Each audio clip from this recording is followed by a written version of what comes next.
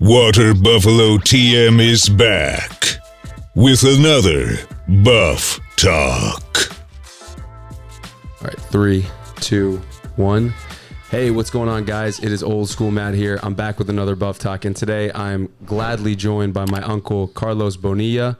He is one of my closest uncles, someone I've looked up to a lot in my life, and has had a career path that's been incredible that I've been taking some notes from him. So we decided to get on a podcast. He's coming here from Boston, Massachusetts, and he wanted to come on and have a conversation about life and just everything about what he does and his amazing knowledge. So I welcome Carlos Bonilla onto the podcast.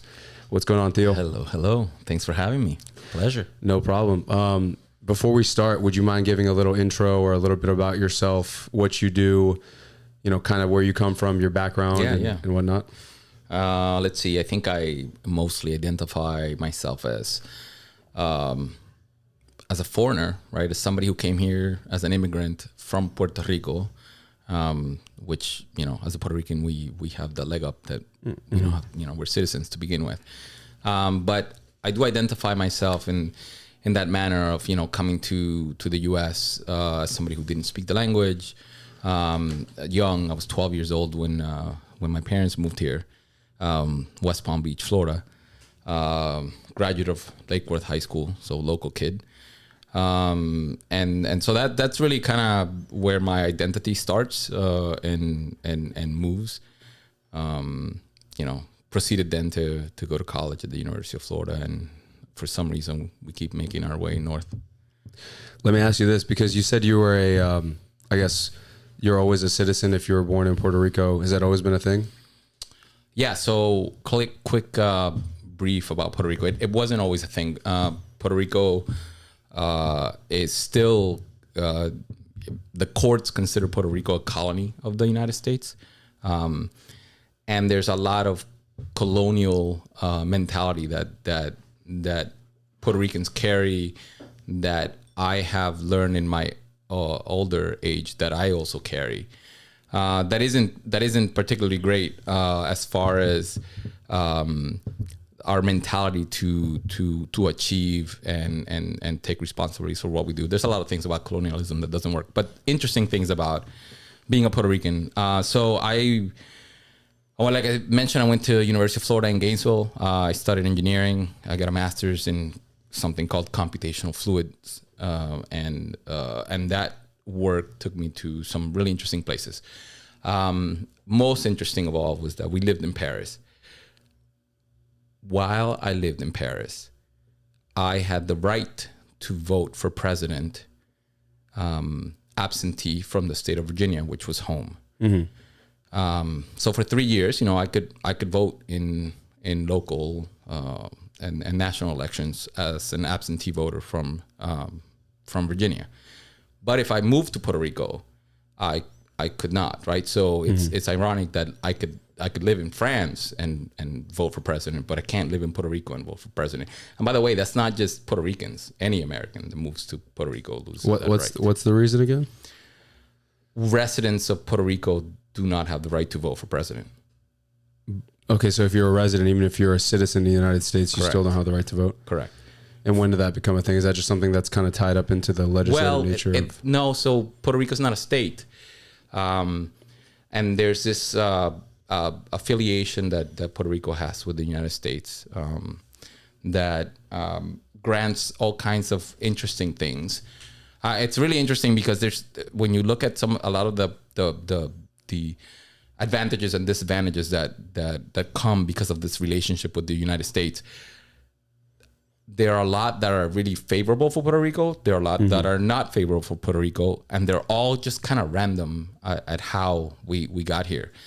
But you know, many times I didn't want to take this to Puerto Rican politics and the state of the island, but many things come from that relationship with the United States.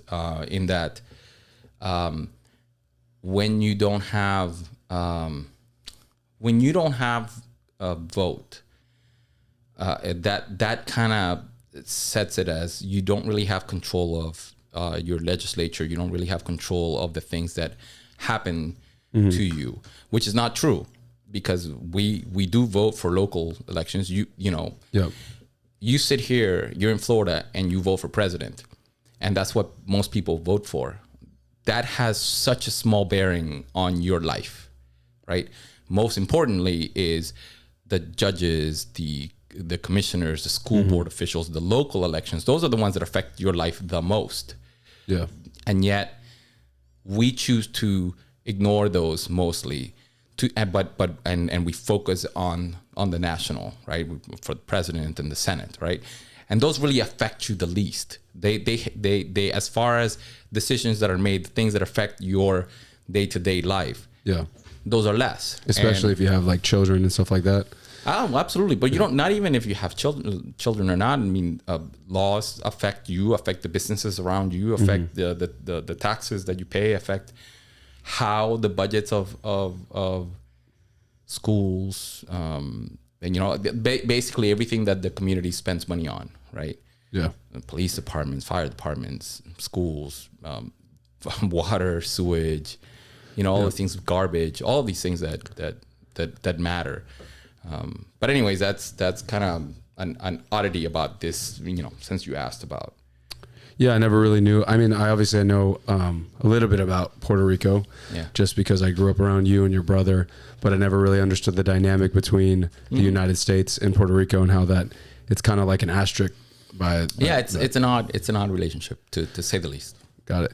And when you grew up in Puerto Rico, from the ages of born to 12. Do you have more memories and recollections of growing up there or here? Or about even, because that's about... You know, and this one, I have very fond memories of Puerto Rico, of course, as a child. But I've come to realize later in life that my identity was really forged here. You know, I went to school in the U.S. I went to school at the University of Florida.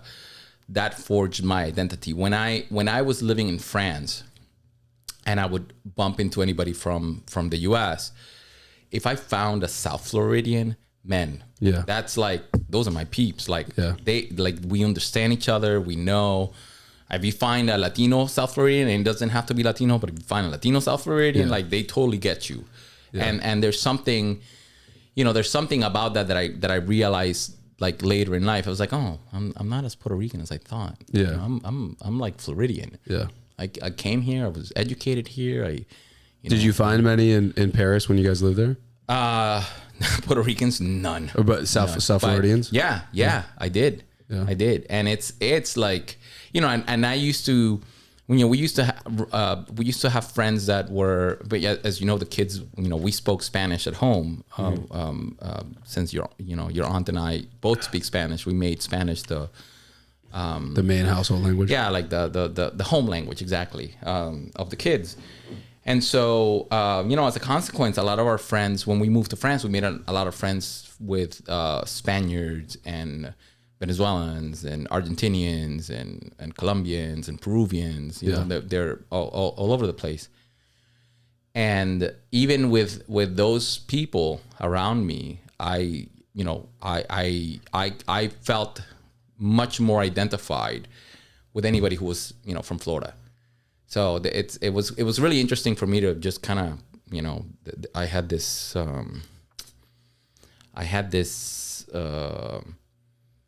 identity of being Puerto Rican and being very Puerto Rican. When I went to college, I learned to dance salsa. Like I didn't learn about, you know, all this salsa merengue that you love. I came to that in college, right? I didn't know it here.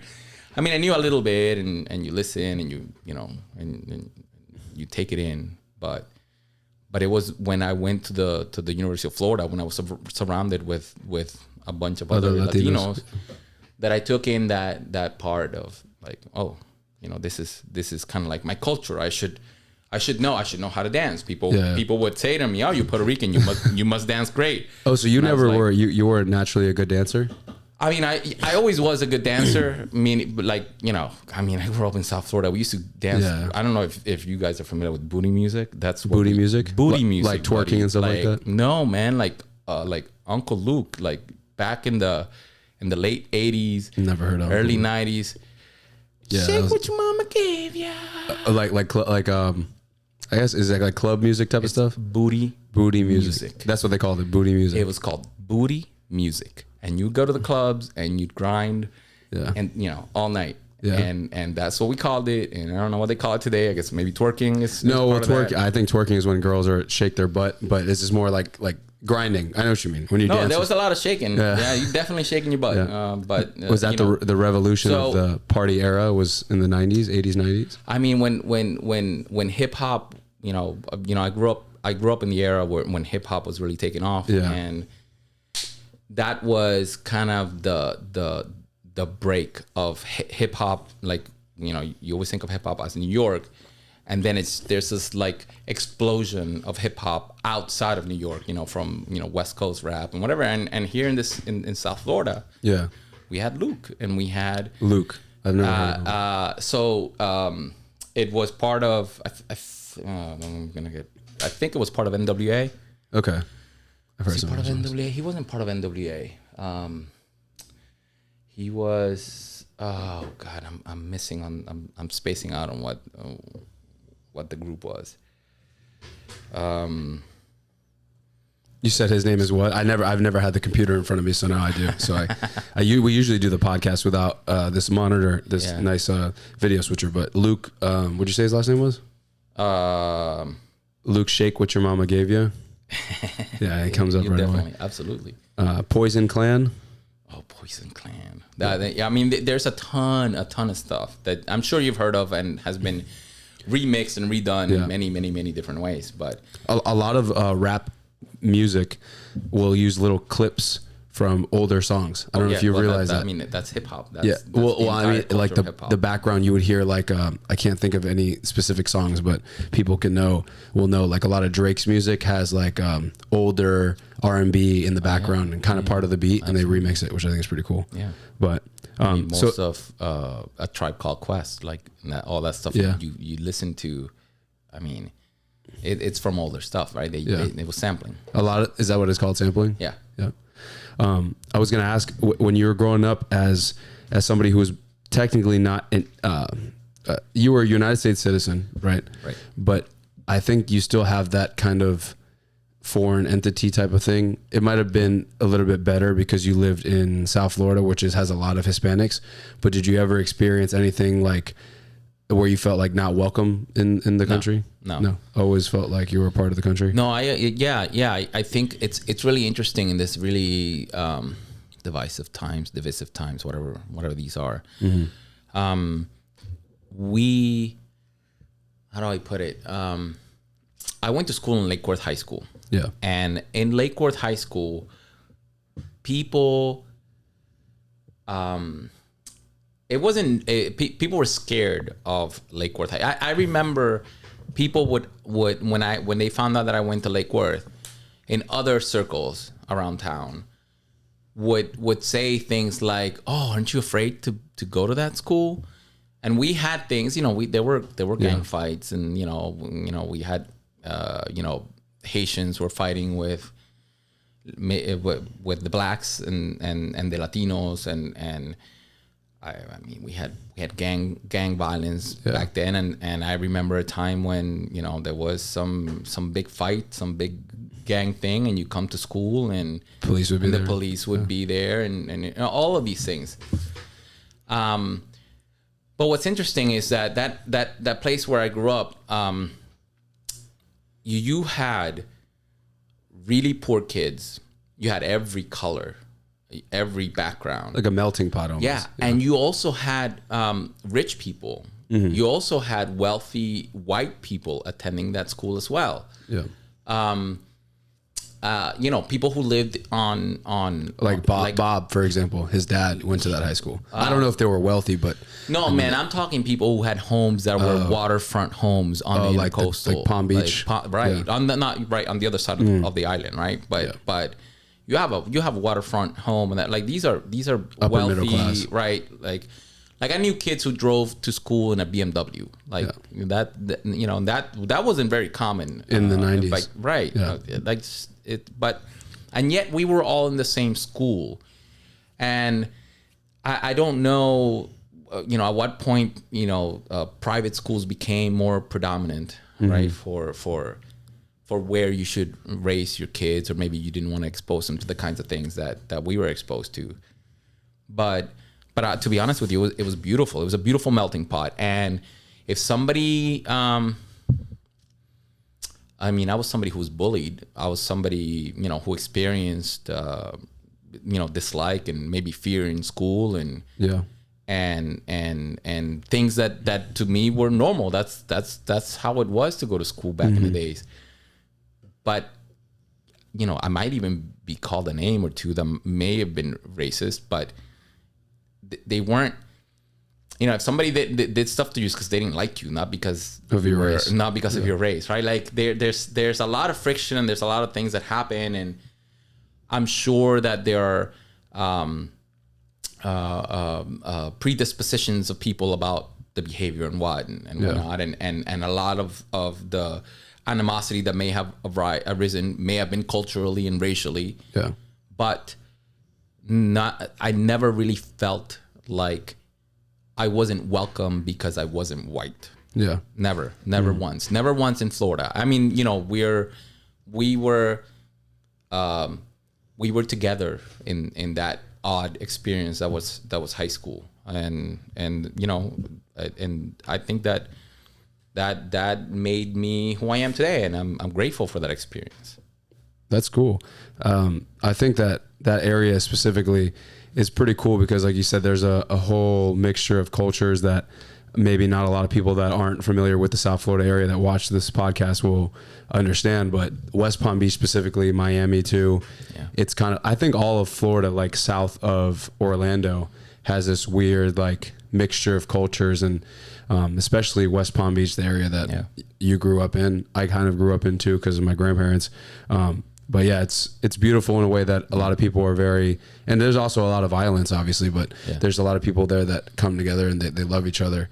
And especially the South Florida Hispanic community, I found even now, 20 years removed or 30 years removed from whenever you grew up, that a lot of Latinos like to, and this might just be a global thing, but at least here we like to cultivate together. A lot of my closest friends, and this is not by me picking and choosing friends based on, what race they are compared to me, but I have a lot of affinity with Hispanics because of the culture. Yeah. And to me, it's great because you can bond over a lot of similar things. Yeah. I think it's very normal for there are cultural habits that you can pick up in people, and that makes you feel at ease around somebody else. And there's something about you being be able to predict the behavior of somebody else based on like, this is kind of who they are, and how you kind of can how to interact, how to click easier because you're more familiar with that than other stuff. But on the flip side of things, I also was able to be exposed to different cultures living in this area, and I got to experience a lot of things that I never would have if I was just surrounded by Latinos. I have a lot of friends that are African American, Haitian. I'm part Asian. I have Asian friends that are not only Vietnamese, and I have white American friends or white European friends. That it's a great experience to really see all that, and you get to know the culture, and you get to know the people and the foods and what they do for birthdays and how they experience, their weddings and stuff. I have Indian friends who I've been to some of the Indian parts of the Indian wedding because you can't really go to the whole thing. You'll be there for like 2 weeks. But I've experienced that. I've experienced a whole bunch of stuff, and it's such a great thing to do. You've had way more experiences than the average individual in terms of experiencing the world. But I got a little sneak peek doing it in South Florida. Yeah. You had a lot of traveling experience alongside moving out of the country. Correct? Yeah. I think that experience of leaving the country, Anna, your aunt, and I think of that as probably the greatest experience that we ever had. It's informed us on a lot of the decisions that we've made since that of what it is to think globally, and I don't know, that sounds a little BSy or whatever, a little stuck up. No, but I believe it. I mean, there's something about there's something that makes you not fear other forms of life, right? Other forms of living is how I should put it.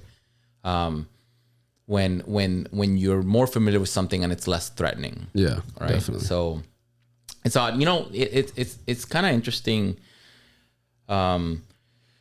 When you live when you come somewhere, and you're the you know the foreigner, right? Yeah. Forastero is what I was looking for, the word in Spanish. When you're the foreigner, you come and you're like, oh, let me just make a little bit of space of room here for me and my culture. You know, please don't mind us. Don't, you know, we don't want to, we're not trying to cause trouble. We're just trying to have a little bit, right? Which is funny because I live it, you know, I lived it when we moved here. I lived it when we moved to Virginia. I lived it when we moved to France. Because, you know, believe it or not, we experienced culture shock in the United States. Because I mean, it's so different, and so, you know, in Virginia, in Massachusetts. Virginia, yeah, it's it's a different place. It was very different. So when you're that person that comes in somewhere and you're like, you know, you're not from there, and you're trying to take in the culture, and you try to take in, right? You go somewhere new, you try to learn what they do, how do they do this, and it's inevitable that you'll compare. I like this, I don't like that. I think the way I do things is better. Maybe there's some things that they do here that they do better, and maybe I'll take those in and I'll bring them back. Yeah.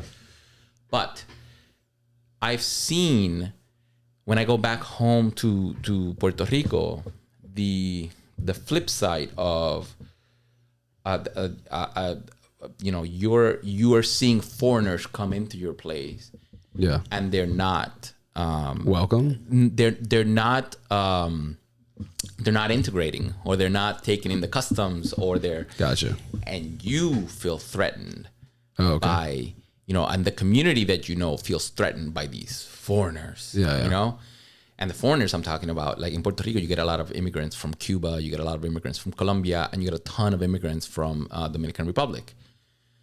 And all of the things that you see here with immigration, with how we kind of, you know, treat people as second-class citizens, I've seen it done to Dominicans and Cubans in Puerto Rico. And, interesting.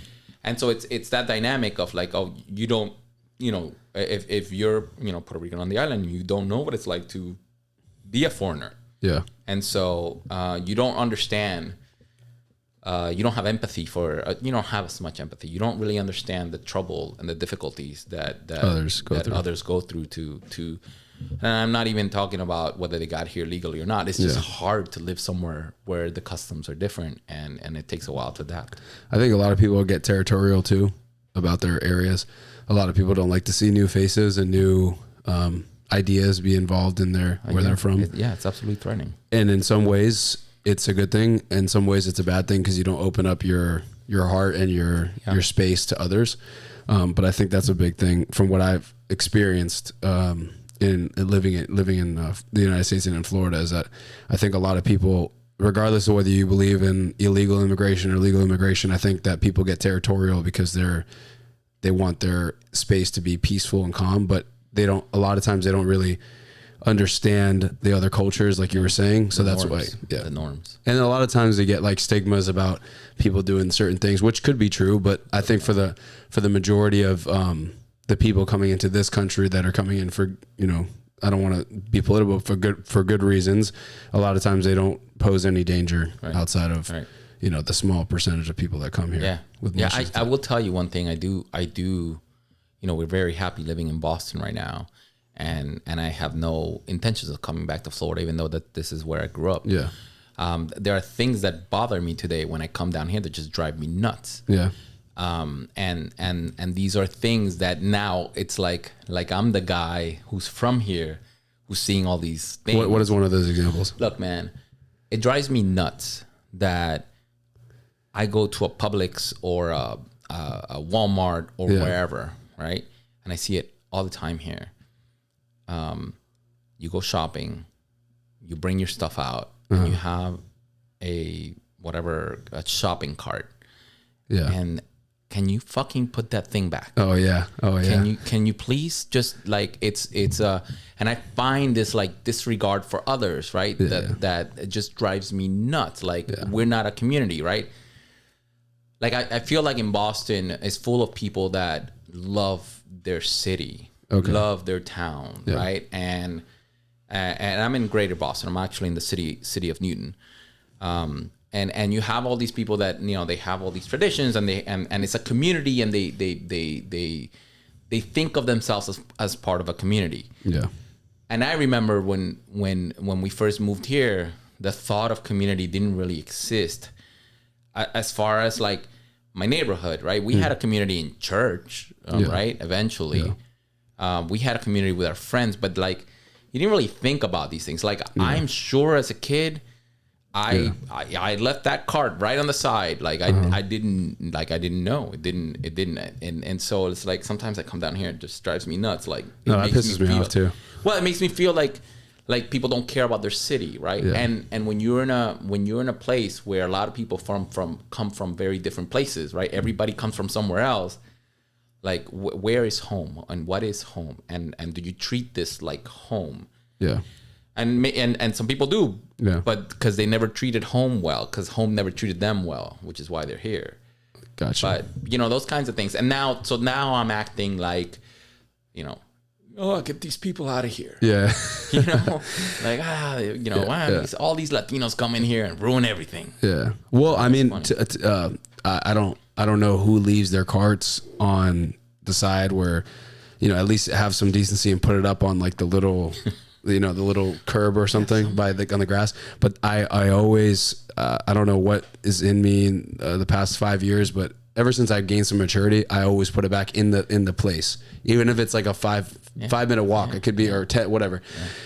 Most of the time it's not. Most of the time it's like 30 seconds and you're back to your car. But I always put it back inside the designated area, because I see too many of the carts like in the middle of the road, and then there's like on the little block where you park your car at. It's just, it's something that pisses me off too. I mean, it happens. I don't know. I think also you reach a certain age when you start noticing things, right? And typically as a young individual, you just don't pay attention to things that way. You know, you're not really paying attention to the things that you're doing to other people. Yeah. Let's pivot into that. So before we get into your career and what you did as an engineer in college and stuff, were you always nerdy, like growing up in high school? Yeah. And you know what's funny is that a lot of times we grow up, or I've grown up in a community that has kind of made nerds kind of feel like the weird kids and stuff. But I find myself in the past 2 years trying to become my inner nerd, because I always have been a nerd at heart in terms of, like, I don't know if you remember when I was a kid, I used to like learning a lot of different things. I always knew like the presidents and all this stuff. I was always, you know, really involved in school and stuff. And not that I ever put my nerd side aside, but I definitely didn't embrace it, and I didn't realize that it's more of a gift than anything else. For sure. So growing up, were you the type of kid that was into video games and stuff? If that was even. Oh yeah. Absolutely. I think, you know, that part of the nerd, like, I think the culture today is so, we've made,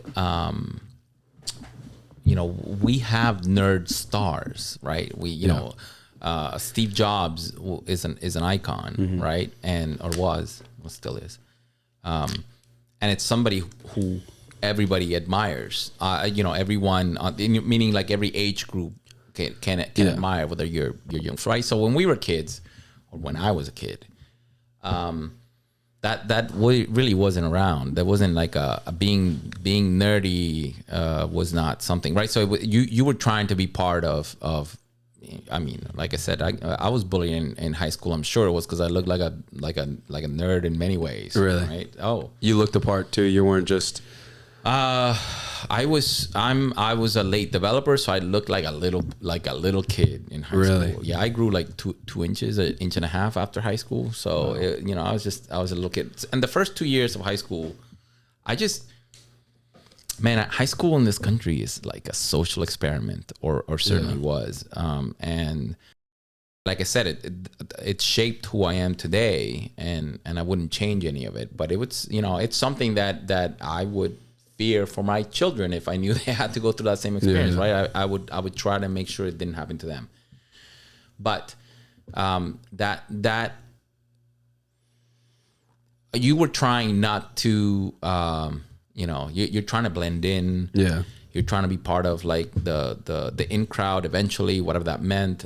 You're trying to have somewhat of a better social stature. And for me, the first 2 years of high school were certainly about survival, and I thrived my last 2 years of high school. When you mean survival, you mean like getting beat up and stuff like that? No, not to that extent. It's just like the first few years of high school, I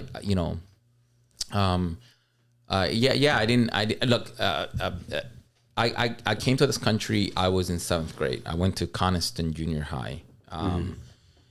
And Coniston Junior High was another one of these melting pots, and not it wasn't not a great school, like as far as putting academics first and stuff like that. No, not necessarily about academics. I couldn't tell you much about the academics because I was in ESOL at the time, and I'm just trying to learn English really at the time. Gotcha.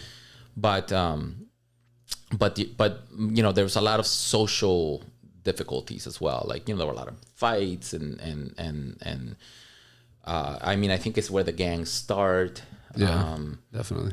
I came as a tiny kid, and I left a private Catholic school, and I land on this junior high that was massive in my opinion, right? Like, it's just like these huge buildings, and you go from, you're sitting in a classroom with like your 30 some classmates, and the teachers come in and out, and you're just on your desk all day, to, oh, I'm in this massive complex and I have to move from class to class, and I don't know what my classes are, and I don't know what, right? And so, and I didn't speak the language, and it was so there's a lot of survival about, it wasn't about learning anything. Yeah, like academic. It was more about learning the culture and how to fit in. Yeah, how to fit in. What is this thing? Why, why do people laugh when I do something, and then that turns into like somebody might shove me or some. It was just odd. I didn't get shoved or anything like that. I should say in junior high in Coniston, it was kind of, the Latinos kind of like took me in under their wing and nice. Not like protected me or anything, but I felt nestled. But I changed schools to Lake Worth Junior High the next year, as my parents were settling into what South Florida is, and we didn't own until much later. So you're renting and you're moving, and so I ended up moving to the Lake Worth area and having to go to Lake Worth Junior. I remember going to. There was an activity like at the end of 8th grade, or maybe at the beginning. I don't remember when it was, but we were all going to the Lake Worth pool as a class, and everybody's sitting there with like getting ready to like get on buses and go to Lake Worth. Okay. And this kid comes in with like his change of clothing, and his other shoes or whatever, because we all had to bring like a bag for stuff. And he had a bag that was a Kmart bag with their things. Mm-hmm. And like somebody pointed it out, and man, that kid got ridiculed for the next like 3 hours. Yeah. Just everybody. And then after that, and I remember thinking like, oh, I didn't know. I should know that. Yeah. Mental note. Yeah. Don't bring your Kmart bags to school. Yeah. Because you wanted to have like a nice, like, I don't even know, like a... You didn't want that. Yes. You didn't want the Publix, the gray Publix bag. Right. Yeah. Right. Gotcha. Or you just didn't want that attention from people, or that kind of vitriol kind of coming in your direction. And so when you see that, your mind is like, oh shoot, like what other pitfalls are there? Like what else could happen to you here? And so my next few years, that was 7th grade, 8th grade, 9th grade, and most of 10th grade is about how do I figure out what the social norms and stature are. I remember as I'm figuring these things out, people start dating in high school. I'm in like 10th grade, and a good friend of mine was Still a good friend to this day. No, we you know, I left high school and college before the Facebook days, so I lost touch with this particular friend. I have a few that I've kept, but not too many. But this particular friend, who I considered a friend, had a girlfriend, and back then I had made the calculus that the science of knowing who's dating who was something of could give you status, like a status, whatever status. It made it so that, oh, you're in the know, right? Okay. So knowing who's dating who and blah blah blah, right? Yeah. So I was like, oh, this is my friend, and I go to my friend, hey, when you break up with what's her name, let me know.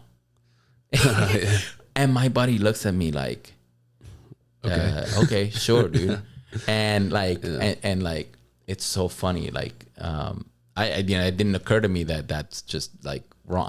The thought of dating, that wasn't something. Yeah. I had a girlfriend at the time, like before, but like in junior high, right? Not anything like you see in high school. And like, sure enough, like 3 months later, you know, my buddy's walking down the corridors, and just screams it, "Hey, Carlos, so-and-so and I just broke up. Thought you wanted to know." And I was funny. Like, okay, all right, that he didn't like that. Yeah. Okay. You know, like maybe, you know, he's like, oh, maybe you want to go out there. That's what I was going to say. I was like, oh, okay. That's funny. Yeah, it's crazy. A lot of times when you're younger, there's not a lot to do, so you just create things. Like, you create things about who's dating who, and that's like the cool thing to know. You know, I couldn't tell you what all the stuff in high school was. I just know that it was all about figuring that out, and I couldn't, you know, those 3 years I couldn't care much about academics. And that's not true. Like I knew I'm always goal oriented, and I knew that I wanted to do stuff in tech, and I knew I wanted to go to college. And when I first moved to this country, I could still do math, right? I couldn't do any of the other classes, but I can do math. So I knew very clear my objective was I'm going to get to calculus at a minimum. Mm-hmm. And I knew that like early, like maybe in 8th grade, I knew that. And only because maybe a teacher noticed that I was good at math and kind of put me in the right path to get informed. And so that kind of became a goal for me. So as far as math, you know, I was on my way to calculus, but everything else was just like, whatever. You ever watched the movie Stand and Deliver before? Oh, yeah. That's one of my favorite movies of all time. Yeah. He says math is the greatest equalizer. I have two of the guys, Jaime Escalente's, the actual teacher. I have his books. They're Edward James Olmos. Yeah. That's one of my favorite movies of all time. It's a great movie. Yeah, it's a great movie. What's Calculos? Yeah. was that Diamond Phillips? Was that a little bit like how it was in Lake Worth High, or not really? No. Is that exaggerated? No. It's exaggerated. No, because it wasn't I wasn't with the Latinos doing math. Yeah. Shit, I was the only. I think there was a Cuban guy and me. Really? That were in all the math classes, and then a buddy of mine who's still friends to this day from Ecuador, who's Asian. But from Ecuador. Oh, so like me, half Asian, half Spanish. Asian. Spanish. Yeah. His name is Yon. His last name is Yong. So he's like his grandfather was Chinese. Okay.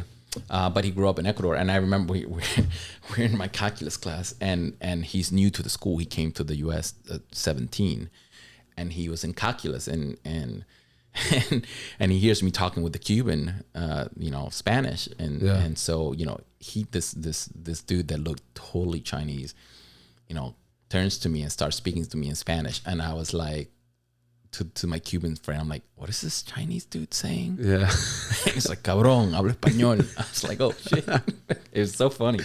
Yeah, I know somebody who's like that. He's from Colombia. And looks 100% Asian. Yeah. And there's a lot of Peruvians like that too. Oh, absolutely. My mom's cousin or friend, she lives down south. I forget her name, but she's Japanese Peruvian. You know what I'm talking about? Patti? No, not Patti. She's not family actually. She's. Oh, I know who you. Oh, yes. Your mom's friend. Yes. Yeah, she's not family. But yeah, it's that's interesting too. But I want to make a side note. A lot of Latinos, unfortunately, don't have the self-confidence to get involved in mathematics. But I found that the ones that are in mathematics are very good at it. Unfortunately, I think that I think what happens is when you don't dominate a language, which this is your aunt was also like singled out for mathematics, is because like you do what you know how to do, right? Yeah. And my math education from Puerto Rico was higher level than I was getting here when I first got here. Tiasesi's education, Anna's education was also higher. So when they come here, you focus on that and you can hold on to that. One of the things one of the reasons that I really loved the University of Florida was, I think there was a time when I was in high school where I was probably considered one of those like Latinos arrepentidos, right? Like the Latinos that didn't want to be known with the Latinos, right? Because I was hanging out with the white people. Not that I was hanging out with the white people. I wasn't hanging out with anybody, but I wasn't hanging out with the Latinos. And it had nothing to do with like not wanting to be Latino. It's just like a lot of them weren't taking the classes that I wanted to take, and a lot of them, there was a lot of people that were involved with gangs, right? That were friends of mine, right? And I liked them. They treated me well, and I didn't have any. But surface level friendship, right? Right. Yeah. And so I didn't, but there were a ton of people that were not, right. But then the other folks were around them anyways. And I just didn't want to be part of anything that could jeopardize where I wanted to go. Yeah. So interesting. Anything in high school that you ever did that, like, you ever build anything or do anything at home that kind of jump started you in that engineering type of way?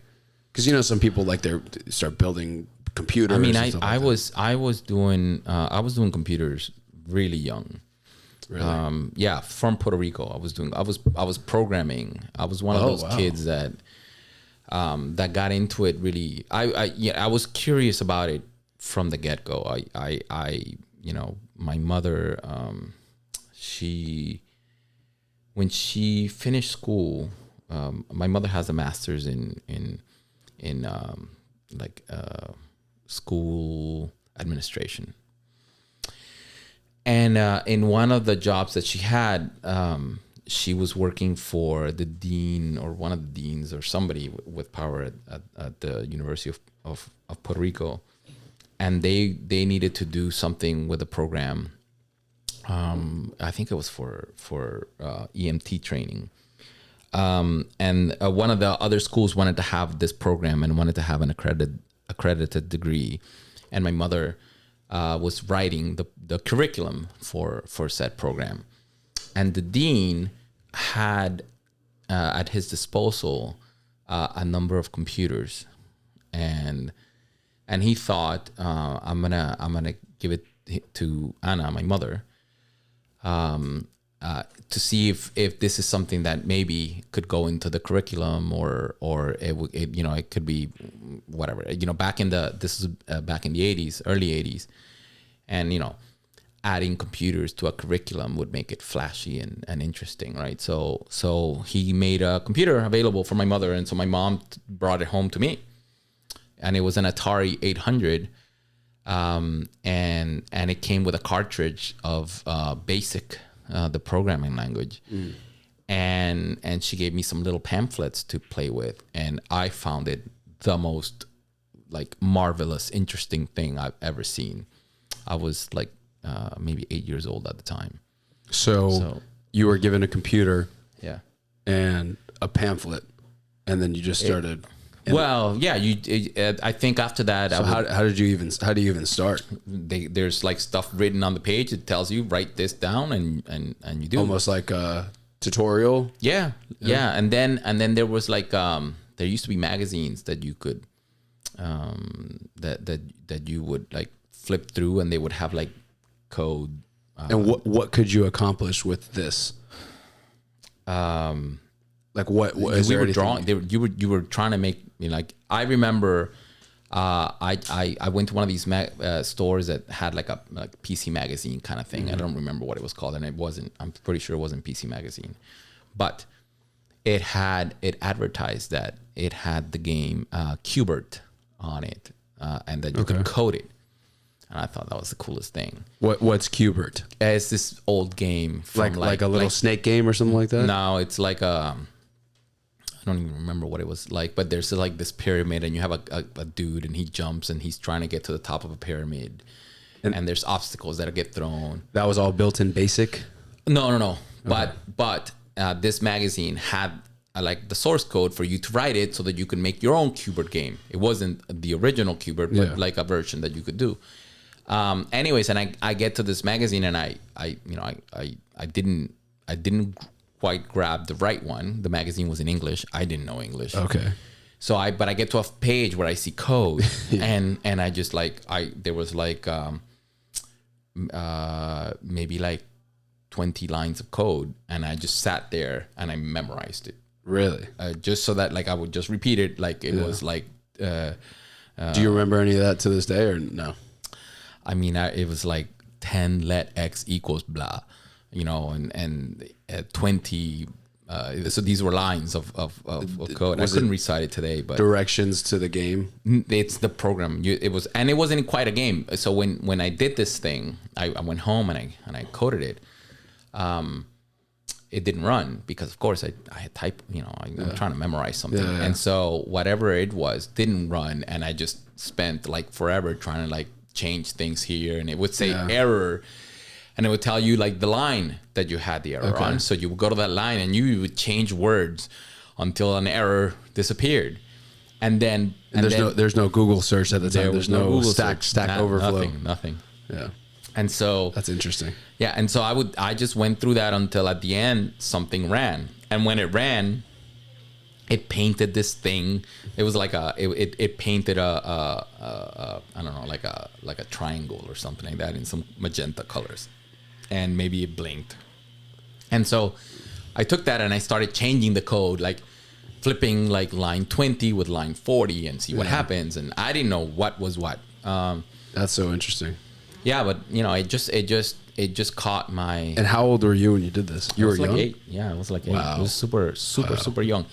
It's funny because Javier is studying computer science now, and his sisters, when they were little, I put them through to do like Girls Who Code and see if they like any of this stuff. And they didn't like it. I remember Anna would ask me, "Oh, they're doing this," and I remember thinking, I mean, if they're not interested, if they don't, they don't catch this or whatever, I don't see any interest. Is basically what I said. It was like. Like when you take the kids to play, like Javier played soccer forever, and the girls did too. When they finished their soccer game, they didn't go home to like practice. Code.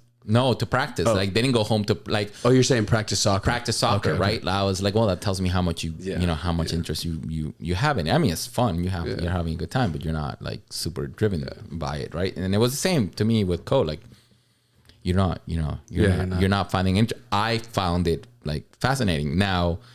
When I was a little kid, we didn't have all the distractions and kind of fun things that we have today, right? Like it's play with this computer outside, in the house, or sit outside of the curb waiting for my friends to come home from school, right? Yeah. So, pick. You don't have TikTok or Instagram. Exactly. That's all. That's interesting. I'm not anywhere near the developer you are, and hopefully I'll be half of one you are one day.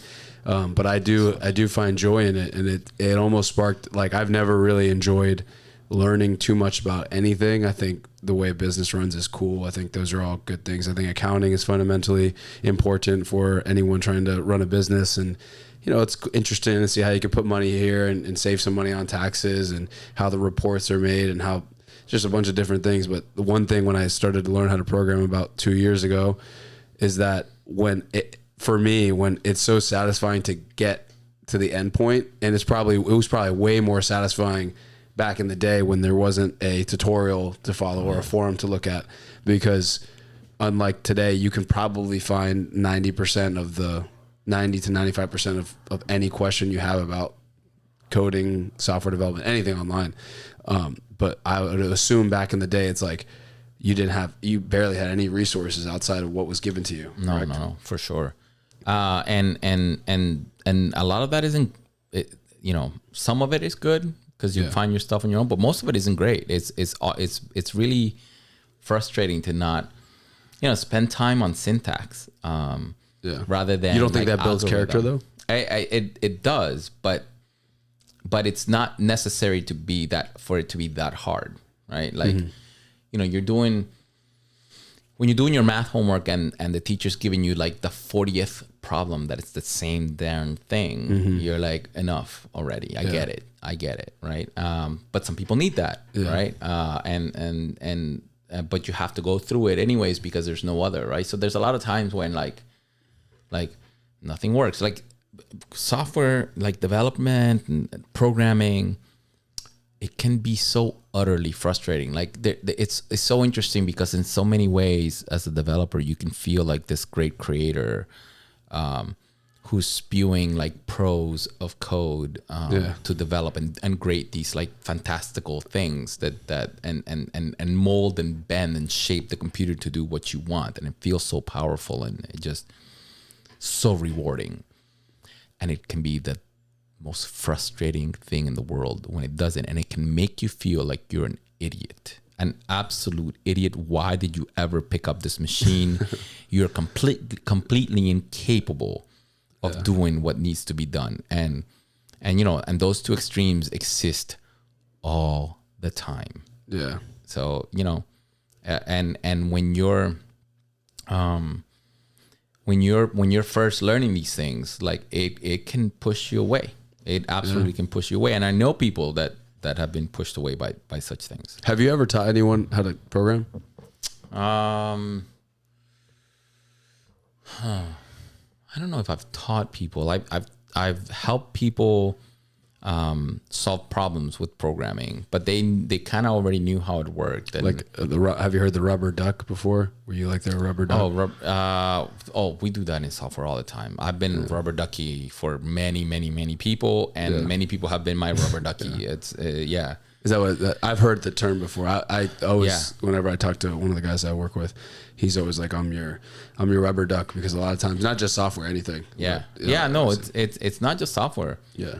Like a lot of logic, a lot of math, a lot of, a lot of it is just like, hey, when you're explaining your problem to somebody, you're kind of like making it clear to yourself. And as you go through the steps, because oftentimes you think, oh, I've done all these. And you go through them and it's like, oh, wait, no, I didn't quite do that. Yeah. You're thinking through what was done, or you're thinking through what you're supposed to do. And that, that leads you to where to go. And it's nice when you get into a place in programming where you're confident enough that you'll find the answer to whatever you're looking for. That there might not be a solution for this yet, but I'm gonna get there. Or okay, well, if I can't do what I want, then I need to change the parameters of what I need to do. And sometimes a little smoke and mirrors to there's a lot of things that are done back in the days in the early internet with video and graphics and things, when there wasn't a ton of bandwidth, that you play all these like tricks to you can have an image of much less resolution that flashes through the screen that the human eye picks up much less, but it lets you do tricks. You're talking about like storage, like physical storage of the computer? Not just physical storage, but like we used to be on modems, and the bandwidth to download an image, it's a while. So you might have a game that you can start, you want to load the next scene or whatever. Yeah. And you can't load the entire scene. That poor user is going to be there forever. And so you load something that allows them to start while you're and so there's all kinds of like little smoke and mirrors that you can do to overcome some of the shortages. Nowadays, who cares? You have the bandwidth of forever, right? Like it's not forever, but let's talk about that. How has it changed? Because first off, you weren't always a software developer when you got out of college. No. You were a mechanical engineer, right? Right. Right. I study mechanical engineering. I study fluids and how. You're talking about literal fluid? Yeah, like how a fluid flows. Like in this room, the fan is flowing, and if I wanted to make a model of, how fast does that fan need to like spin for this table to be able to remove or absorb a certain amount of heat at a certain number of times. Let's say these lights were really bright. Yeah. And you wanted to have better ventilation or making sure that your computer is in an environment that can stay cool. Then I could, we could make a model of this room and then the fan and how things move and what temperatures happen and what's the pressure gradient in the room, things like that. And that problem is tackled via the Navier-Stokes equation. And so I spent time figuring out how to solve the Navier-Stokes equation numerically using computers. So I stayed the computational part of it, right? It's like I stayed on computers. Like I used to write Fortran code to solve these things numerically. So I started programming. Even though I'd been programming, I made that kind of a big part of my master's thesis. Really? Yeah. Wow. And the first job you got out of was related to mechanical engineering, though. Oh yeah, absolutely. My first job was not just related to mechanical engineering. It was doing what I was doing in college. My first job, I worked with a company called the Riva, which is the one that took me to. Are they still around? To they were acquired by a company called EDF, Électricité de France, the French part of it, and then the American part of it became, I believe, Orano is who they are today. Or maybe they're back to Framatome. It used to be Framatome before Arrivas. And what exactly do they do on a high level? We were a nuclear OEM, original equipment, right? We used to design nuclear power plants. That was the company was originally Babcock and Wilcox that I joined, and the French. So France as a country, I think somewhere around 87% of their electricity comes from nuclear power. Like the French realized very early on that as far as resources go, France doesn't have that many for energy. So they don't have any petroleum, and coal is limited. So they didn't have a lot of options. So they singled out nuclear as kind of like the way for the country to move forward with electrical power. And even to this day, they're doing nuclear energy. To this day, a huge percentage. I think it's still somewhere in the. I haven't checked. It was majority. It was 80s. Yes. Yeah. Wow. Yeah. Interesting. Yeah. So they have a lot of nuclear power plant capacity and knowledge. So it's funny. I studied fluids, and like I said,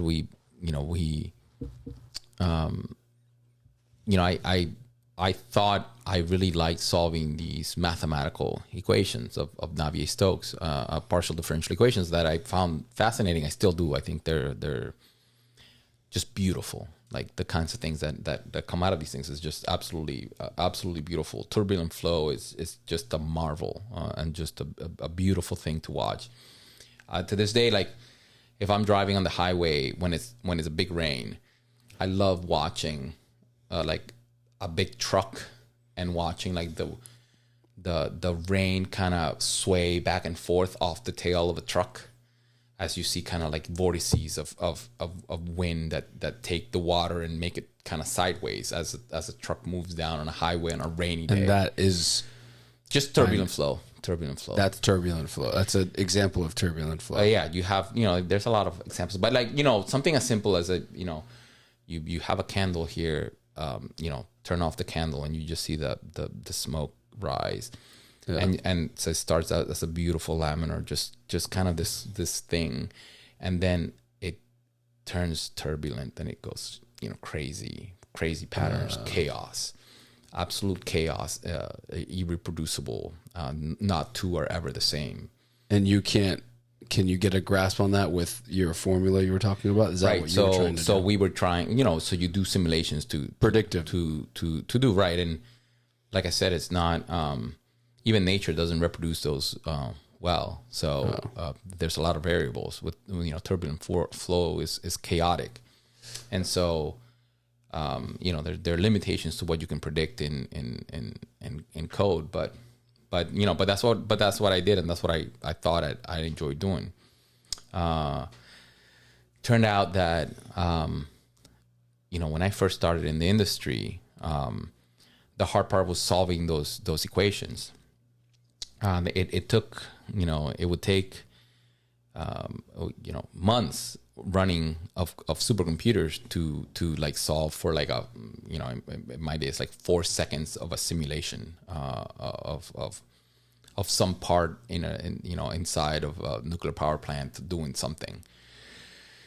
And at the beginning that was super expensive, and like 6 months solving on computers churning, and For 4 seconds for 4 seconds of analysis of results. and then you would take that and apply it to some sort of system or something, I'm assuming. Right. So you're trying to figure out something about the system, and you're doing this simulation to see if it's what's happening or what could happen. Or Does this have any similarity to how it's done today, or is it completely different?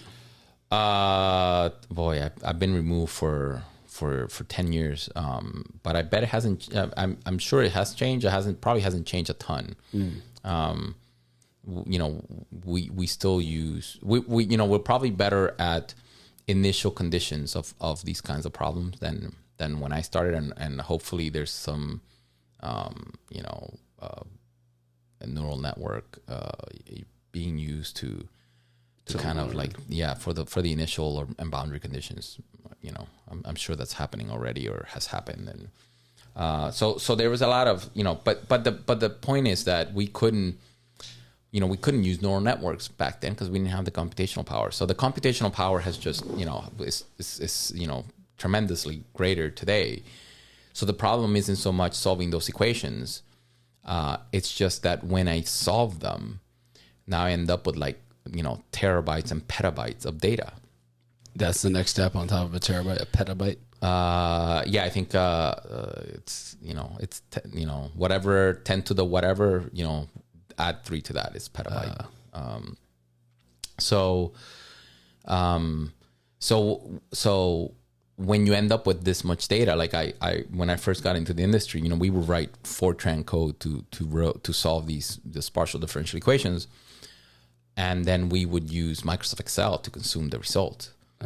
And that wasn't gonna work. So it's just not. It breaks. Yeah, you can't put that much, right? You can't have data of that magnitude. So I started, besides programming to solve these equations. By the time I got into industry, there was, you weren't really programming the system that solves the equations. You were programming how you model the boundary conditions. We were writing code that the solvers, the industrial software would use to model these things. And, there was all kinds of interesting things with that. But, that part where, you're solving, you're programming to solve and mimic something of a simulation was interesting. I really kind of enjoyed though programming to process the results, to post process, to say, okay, what is this huge amount of information? What does the system look like? What do we have? And so I started making visualizations. I started to make animations of what this thing is doing. And well, that's a common. That's what in France they used to joke that CFD, which is what I did, stood for color for directors. It's a very standard process to make plots and charts and images of the things that you would model, because we would make 3D models. We would make a 3D model of this room, and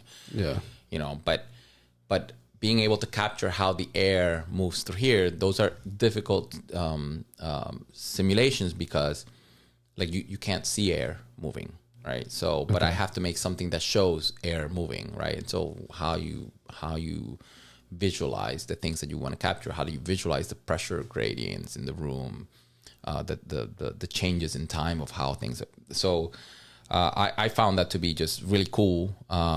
It was like, somewhere in my life, in my childhood, I always thought I wanted to do computer animation. Oh, okay. And it kind of harkened back to that for me, that I was like, oh, this is kind of like, the animation that I kind of wanted to do.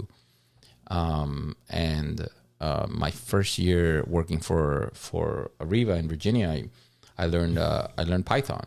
I picked up Python because a colleague. Still fairly new at the time. Yeah, I think it probably wasn't even Python 2 yet.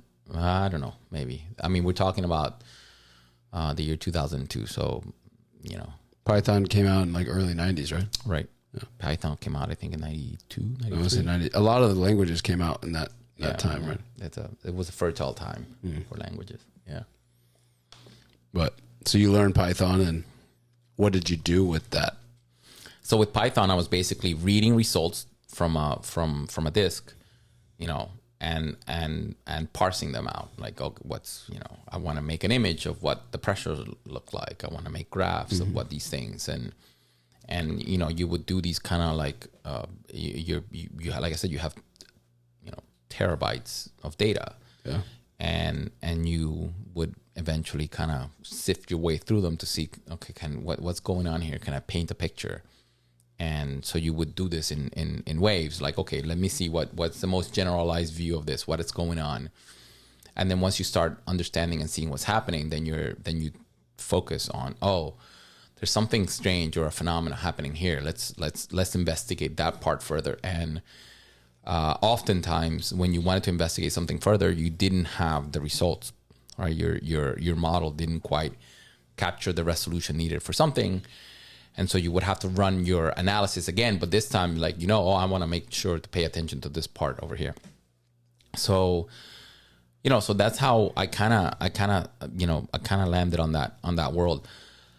What happened to me was, in the years that I was in France, I really didn't identify myself with the nuclear industry as well. Not that what happened was that I worked with people who were super passionate about the nuclear industry, and again, this is like I started back then in 2002, and I was there till almost 2012, so almost 10 years. I worked with people who were super passionate and felt that nuclear power was the solution to the world's energy crisis, and also it was the solution for the global warming and carbon footprint, right? Something to make that go away. And I always felt like, I don't know. I mean, it could be a solution. I didn't really like it to be the only solution to those problems, right?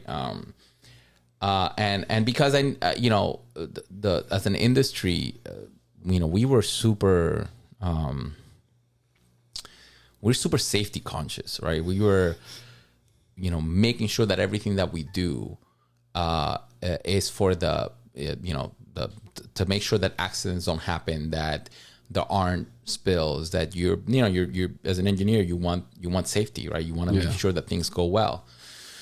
But things went wrong, like, often. That's not true. It's not that things went wrong often, but when they went wrong, it happened with great risk. And in a world where we were moving from accidents could happen to terrorism, because again, I started in 2002, and that's shortly after 9/11.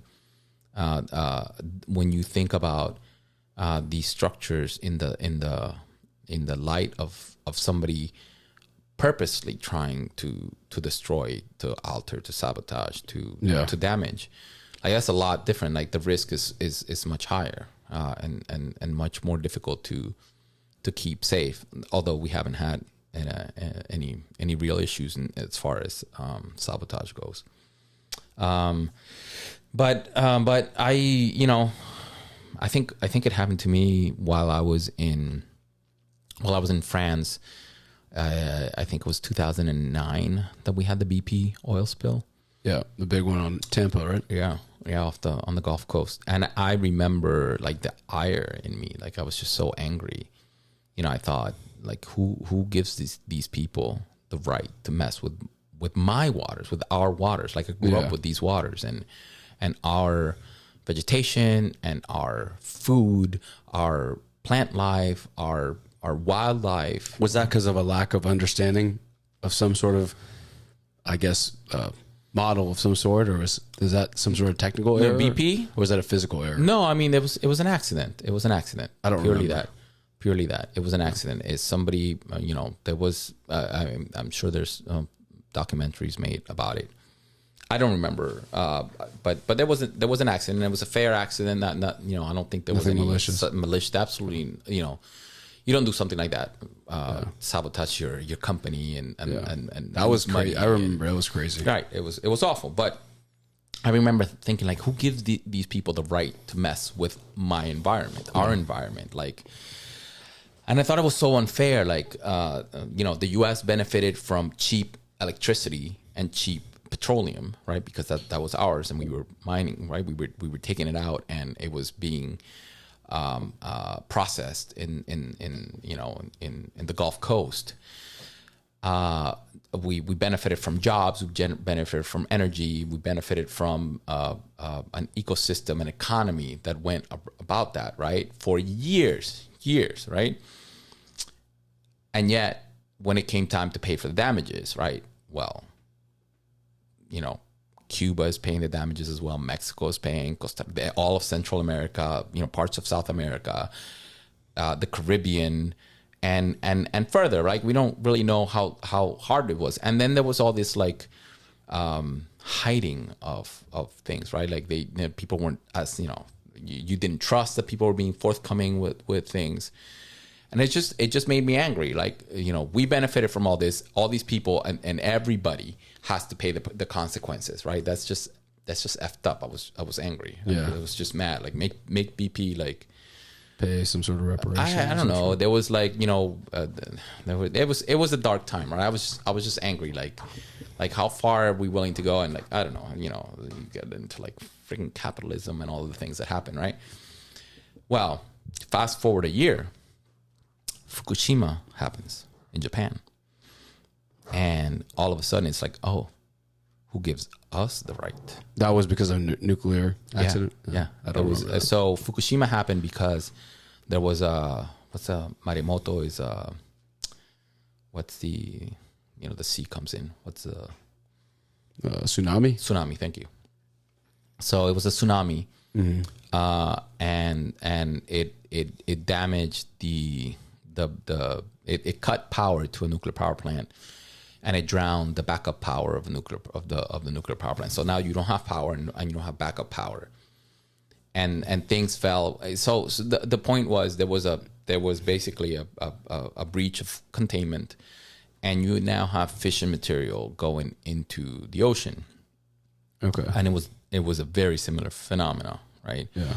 Equally as tragic. Equally as tragic. You had Japan, who benefited from for 40 years of cheap electricity. Yeah. Right. But only Japan benefited from that electricity, right? But here's China, Korea, right? Australia, New Zealand. On the other side of the Pacific, we even saw like readings in California, in California, in Peru, Ecuador, Argentina, Chile. There was signs of radiation from these things, right?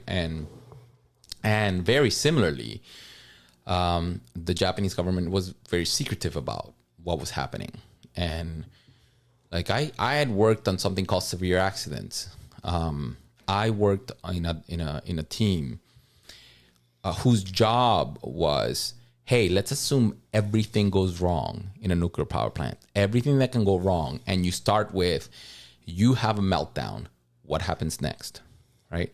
And I specifically was working on something called hydrogen combustion, and because when I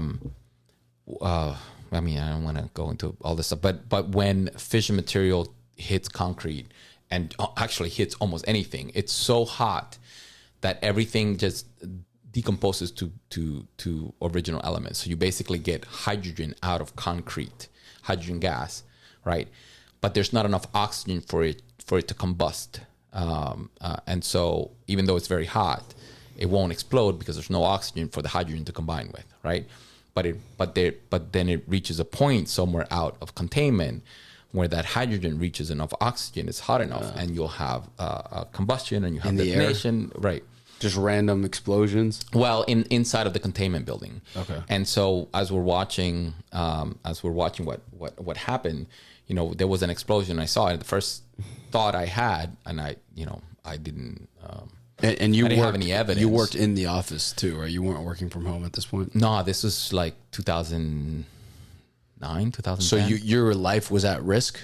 No. Fukushima happened in Japan. No, but I mean, you said you saw explosions. No, so on TV you would see the reports on this stuff. I've never been close to, like, even anywhere close to harm. Gotcha. I'm a simple engineer. Okay. Stay away from real stuff. Gotcha. Mostly theoretical. But anyways, I had done analysis, and so when this thing, I saw, you know, some parts of the containment building and or some structures in the nuclear plant facility blew up, and my first thought, that could be a hydrogen combustion result.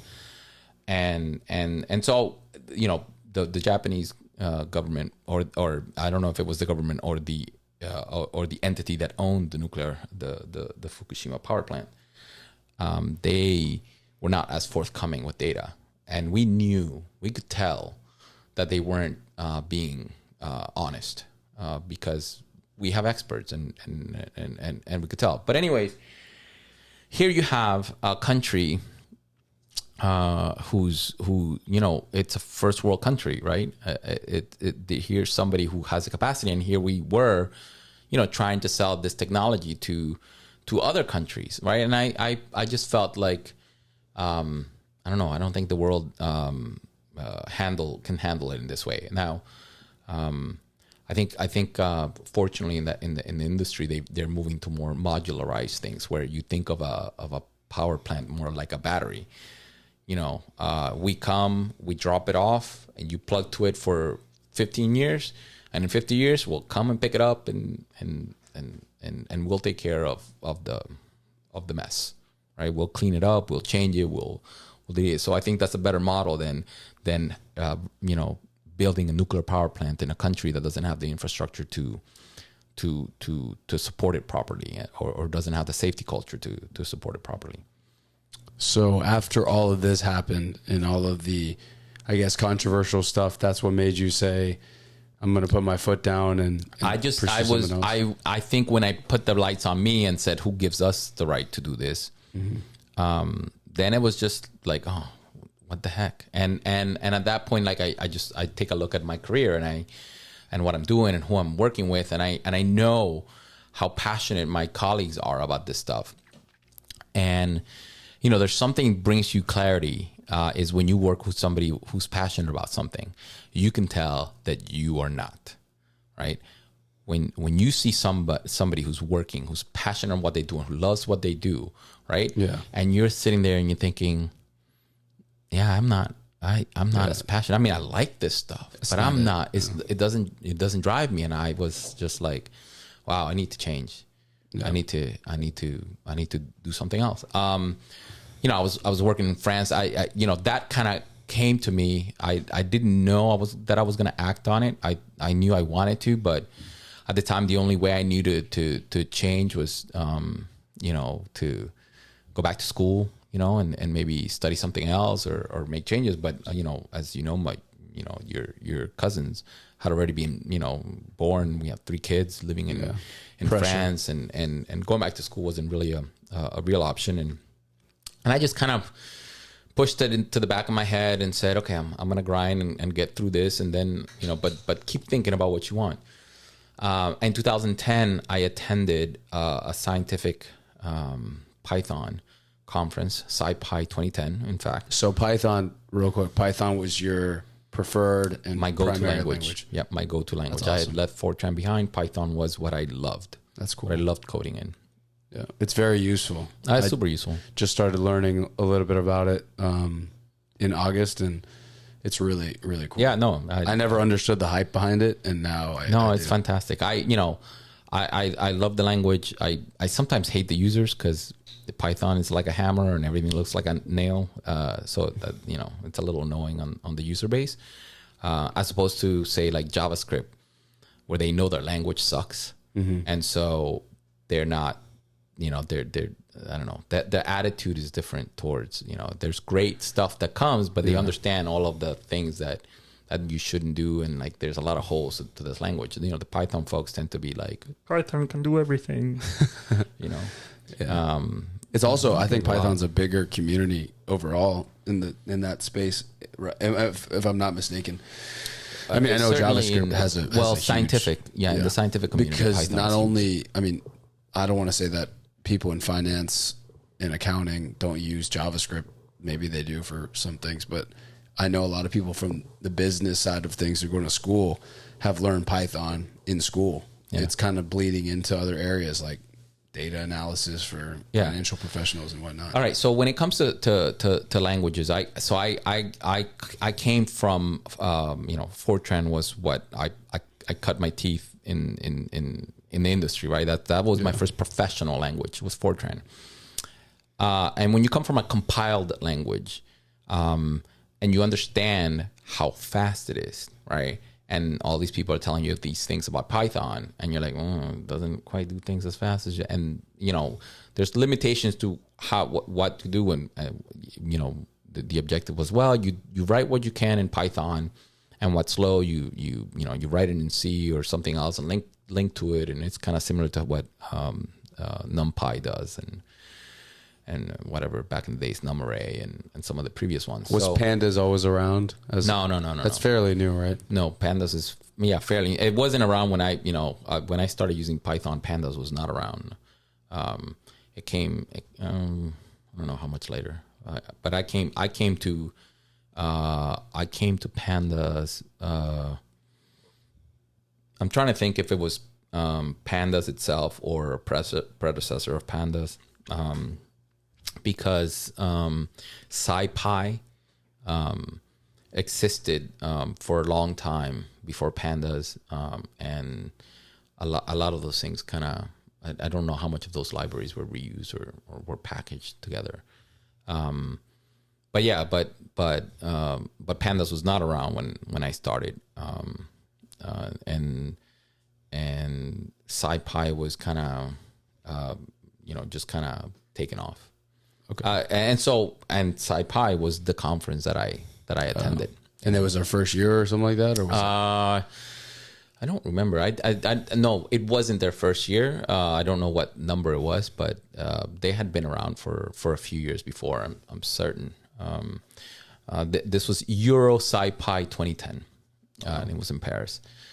But anyhow, I'm attending that conference, and two guys stand up to do, two guys give presentations, two separate presentations at different points. The first guy comes up and he starts talking about biotech in general, and how they're using, Python in biotech. I'm riveted by their talk. I had no clue that, the state of biology. I had not had, as a mechanical engineer, I had not had a biology class since high school. Like, I didn't have any biology in college. Mm-hmm. Most of my stuff was, chemistry. But I didn't have a solid biology class in college. So my knowledge of biology was, the cell, mitochondria, the chromosomes, DNA, whatever. I wasn't, my biology back when I was in high school was much more of a memorization kind of field. And I wasn't good at memory, so I wasn't really interested. Man, and these guys start talking, and the dude presents like the cell as a computer, and DNA as the programming language of that computer, and it just floored me. I was like, "That? How do I do that? What the heck?" Yeah. And it grabbed me.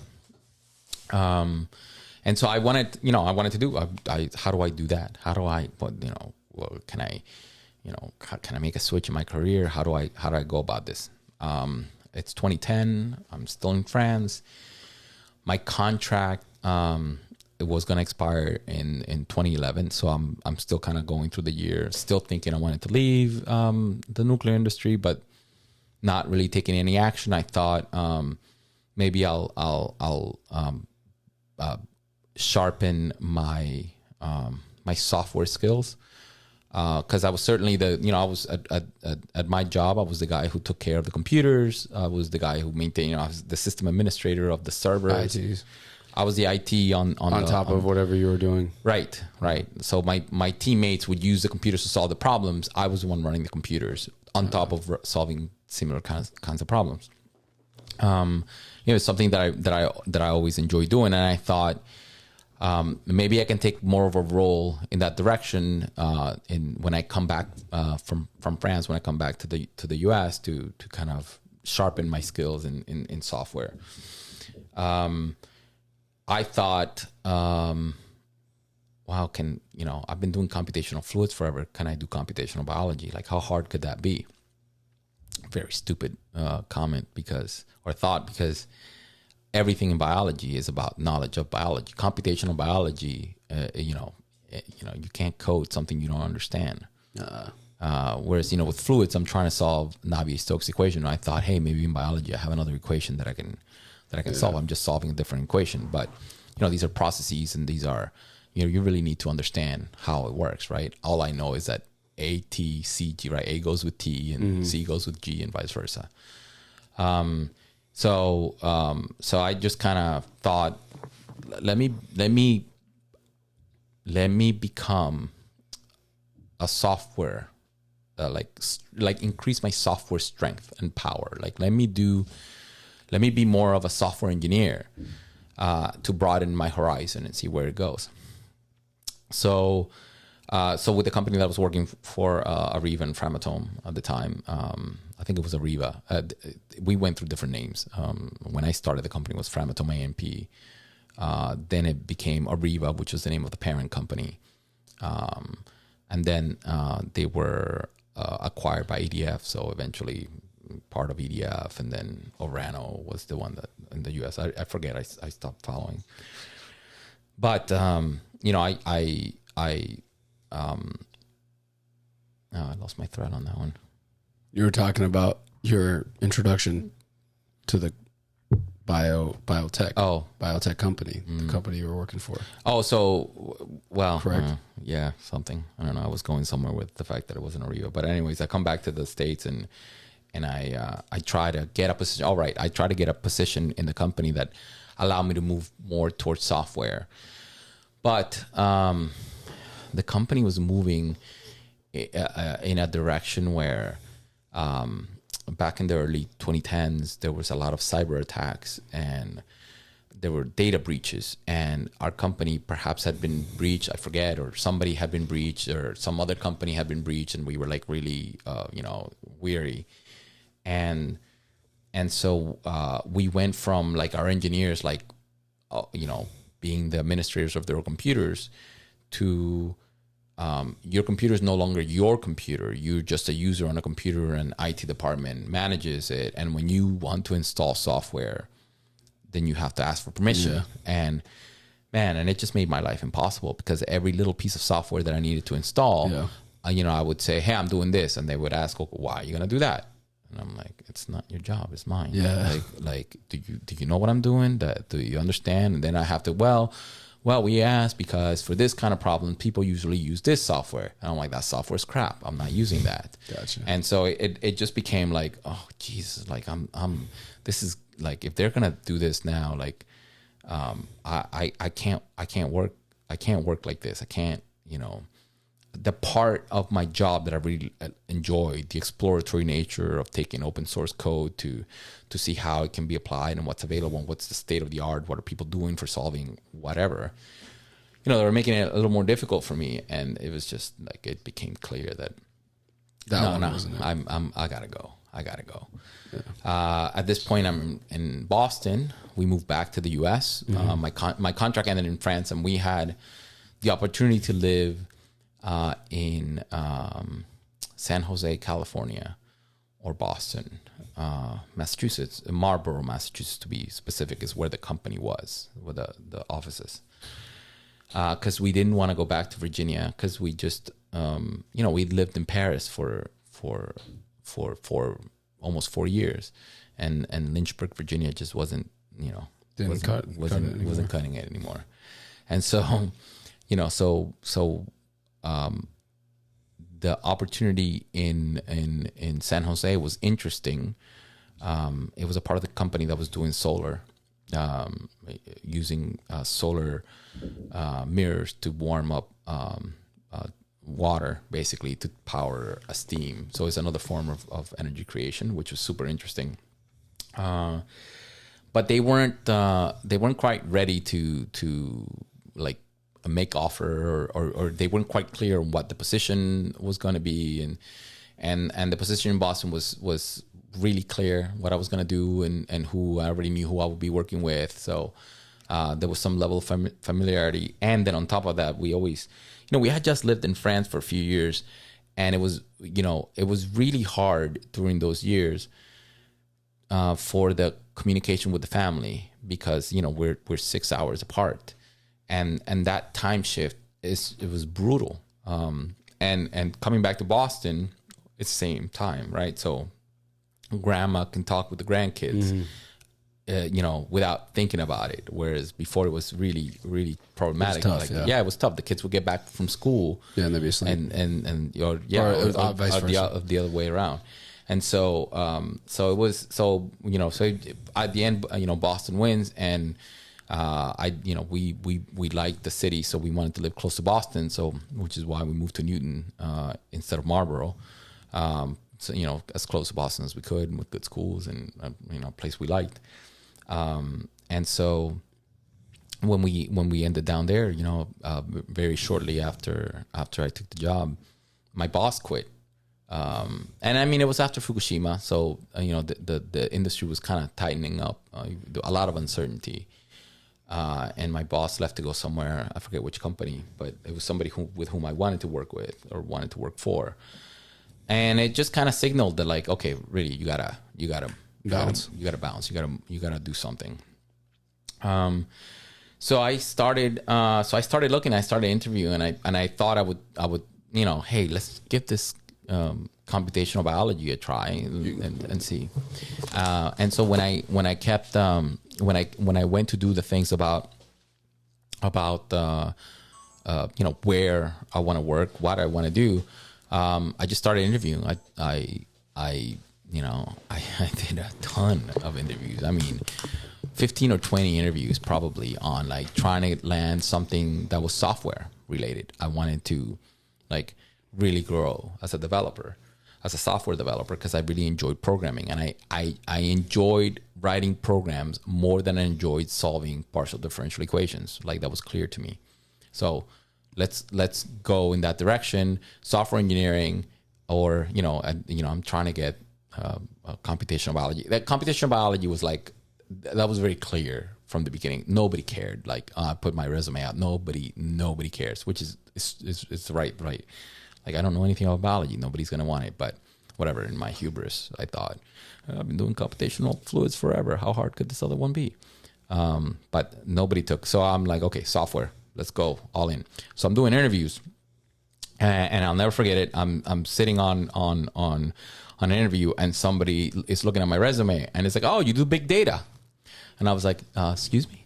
And I was like, oh, what was that again? Big data. I'm like, writing a big data. You said big data. All right, whatever that is. And the guy's like, oh, well, yeah, blah, blah, blah, blah, whatever. Whatever that interview was, I didn't get it. They didn't want me. It was just not. But he goes like, big data. I'm like, I go home and I Google. It's 2011, and I Google big data. I'm like, what the hell is that? And so, I'm looking, and like, they have a bullet of stuff that, these people do, and what the career, and blah, blah. And I'm like, I do that. I know how to do that. I've done that many times. This is, yep. I'm down the list. I'm like, yeah, man, that's what I do. Like, I know. All right. Took my resume. I was like, already, let's change this up. And I am now somebody who does big data. And I, put these things, take the same experience and just highlight the things that, what code, what software I'd used.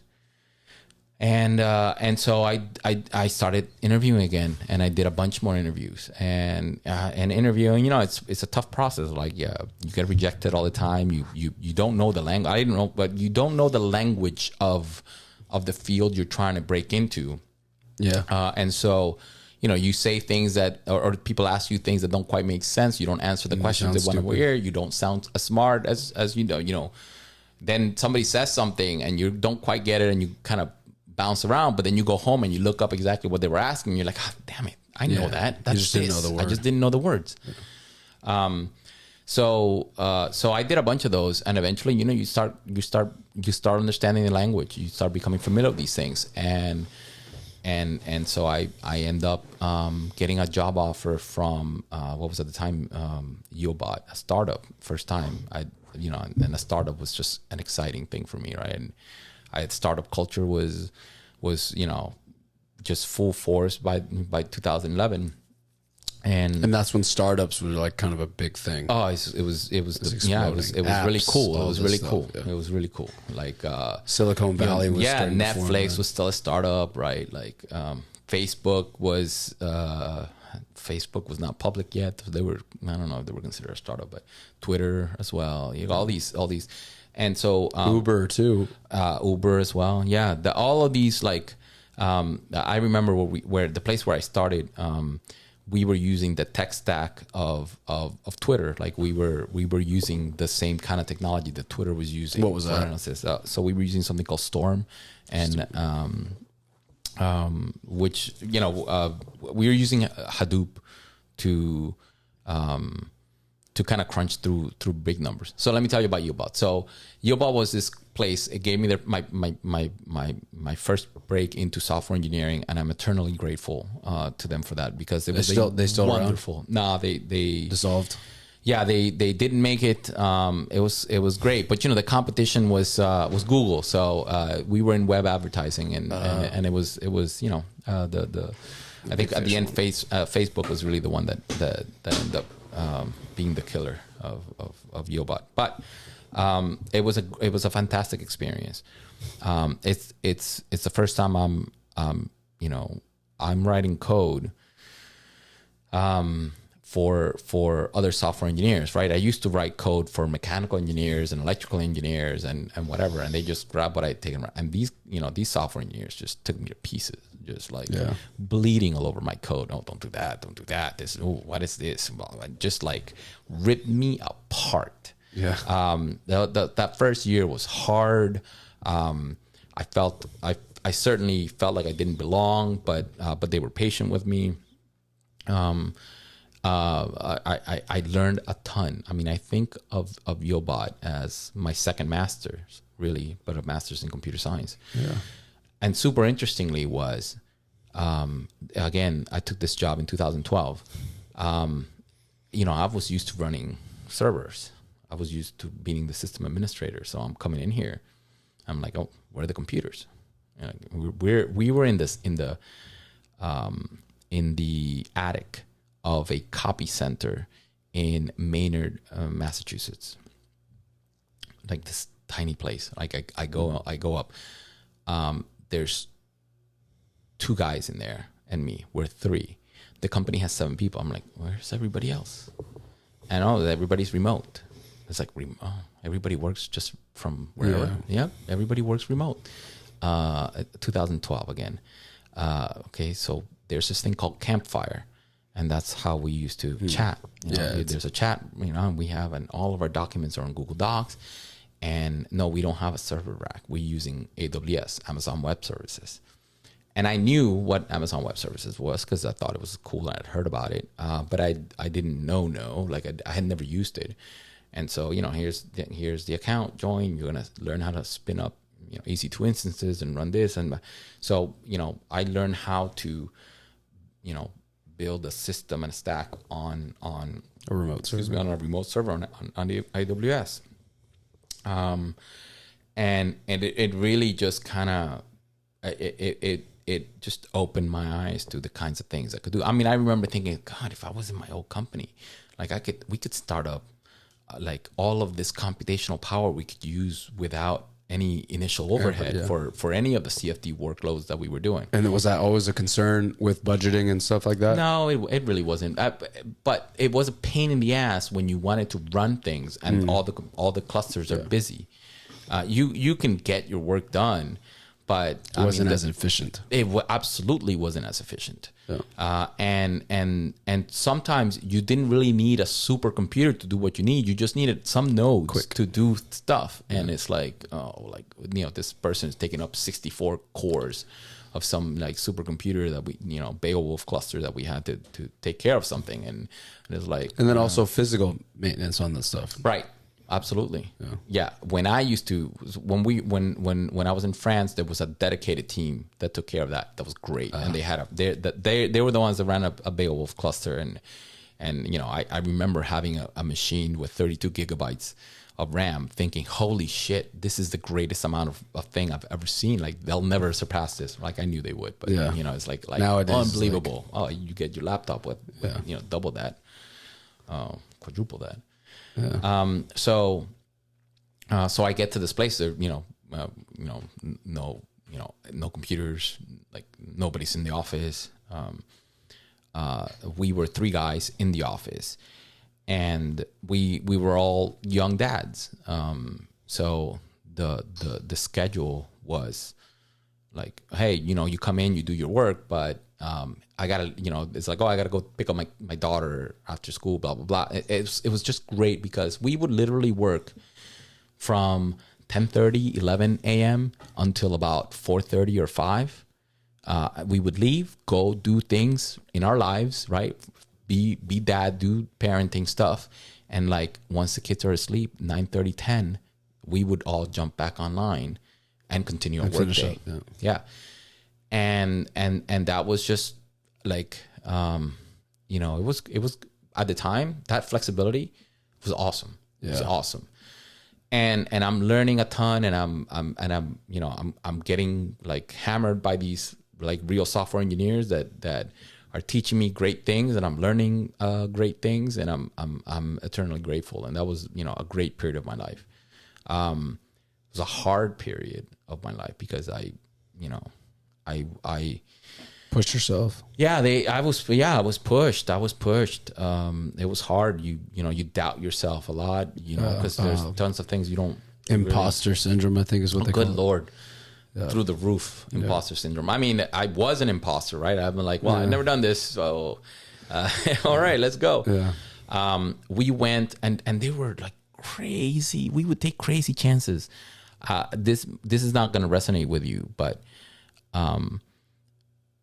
we would change our stack on an instant when something didn't work. It was like, okay, let's abandon this and use it. Like we changed databases. I went through so many databases while working at YieldBot, and it was just so refreshing to see like, oh, we're gonna try this. If it doesn't work, we'll try something else, and fearless in that way. And not just with technology. Like when I started there, like I'm a Python guy. Like that's what we did, and that's what I did, and we needed to switch to JavaScript for like 70 or 80% of our base of our code, and some things remain in Python. That was before ES6. Oh yeah, before ES6. I mean, ES6 was kind of roaring its head, like it's coming. But that changed a lot in JavaScript, right? Or not much. Well, maybe syntactically. I mean, that's all I've ever known. So, we were already using other things, anyways. So they were very big on functional paradigms, where at YieldBot, and so that had a lot of influence on my career as far as how I code and what I choose to use. And JavaScript, we were very functional, like in quotes, we wrote functional style code with JavaScript, and used it. And so at the time I was using Node.js, and Node.js almost not Node.js itself, but JavaScript almost broke me. So what happened? The startup, like I said, was like amazing for my career, for the things that I learned, the skill set that I acquired. Full cloud engineer now in 2012, 13, 14 when I was there. And data, like I was, we were doing Hadoop, we were doing, big data stuff. What happened was in 2014, another startup, contacted me, a biotech startup, and they were looking for somebody that just fit me. Yeah. They were looking for somebody with a scientific background, and the computational fluids and the physics aspect of that kind of match what they're looking for somebody that has the kind of not a physics but a scientific environment, a scientific background, with also experience with the cloud and as a software engineer. And it was like a perfect match. And I talked to these guys and I interviewed and it was like a no-brainer for me. I was like, wow, my objective when I changed to software was to make myself appealing to land in biotech and bioinformatics.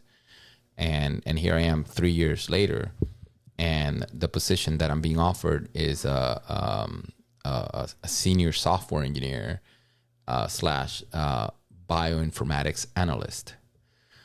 And it was just like, wow, like, yeah, this is what I wanted. It was like the training for 3 years, and then now you're back to where you wanted to be. Right.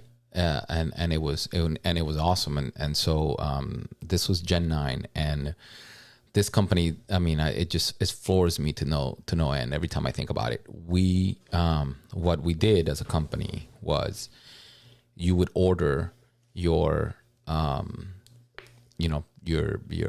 genetic strand, your strand of DNA, your ATTCCG, AT, right? Those base pairs, all the way up to 10,000 of them. You would order to custom, and we would make them and deliver them to you in a little vial of water. Gene printing. It was just like technology out of this world to me. I couldn't believe that this was like real, that we were doing that, and that we could do that, and that I could play a big part in helping this company get to do that. Super interesting. So most of our customers were academia, tons of cancer research, right? They want to have a genetic type of material to put in cells for whatever experiment that they were doing. And so my job here is we had these code written to kind of go through the process of how this stuff would get built, put it through a pipeline, calculate, compute the best way to put this thing together, and then order the components. And we were more of an assembler, so we were more like putting Lego pieces together. We would order from a gene printing place, like base pairs up to 128 base pairs, and just kind of put these things together into big long structures. You would write software to do that, right? And it was custom for each time, or was there like some framework that you built to?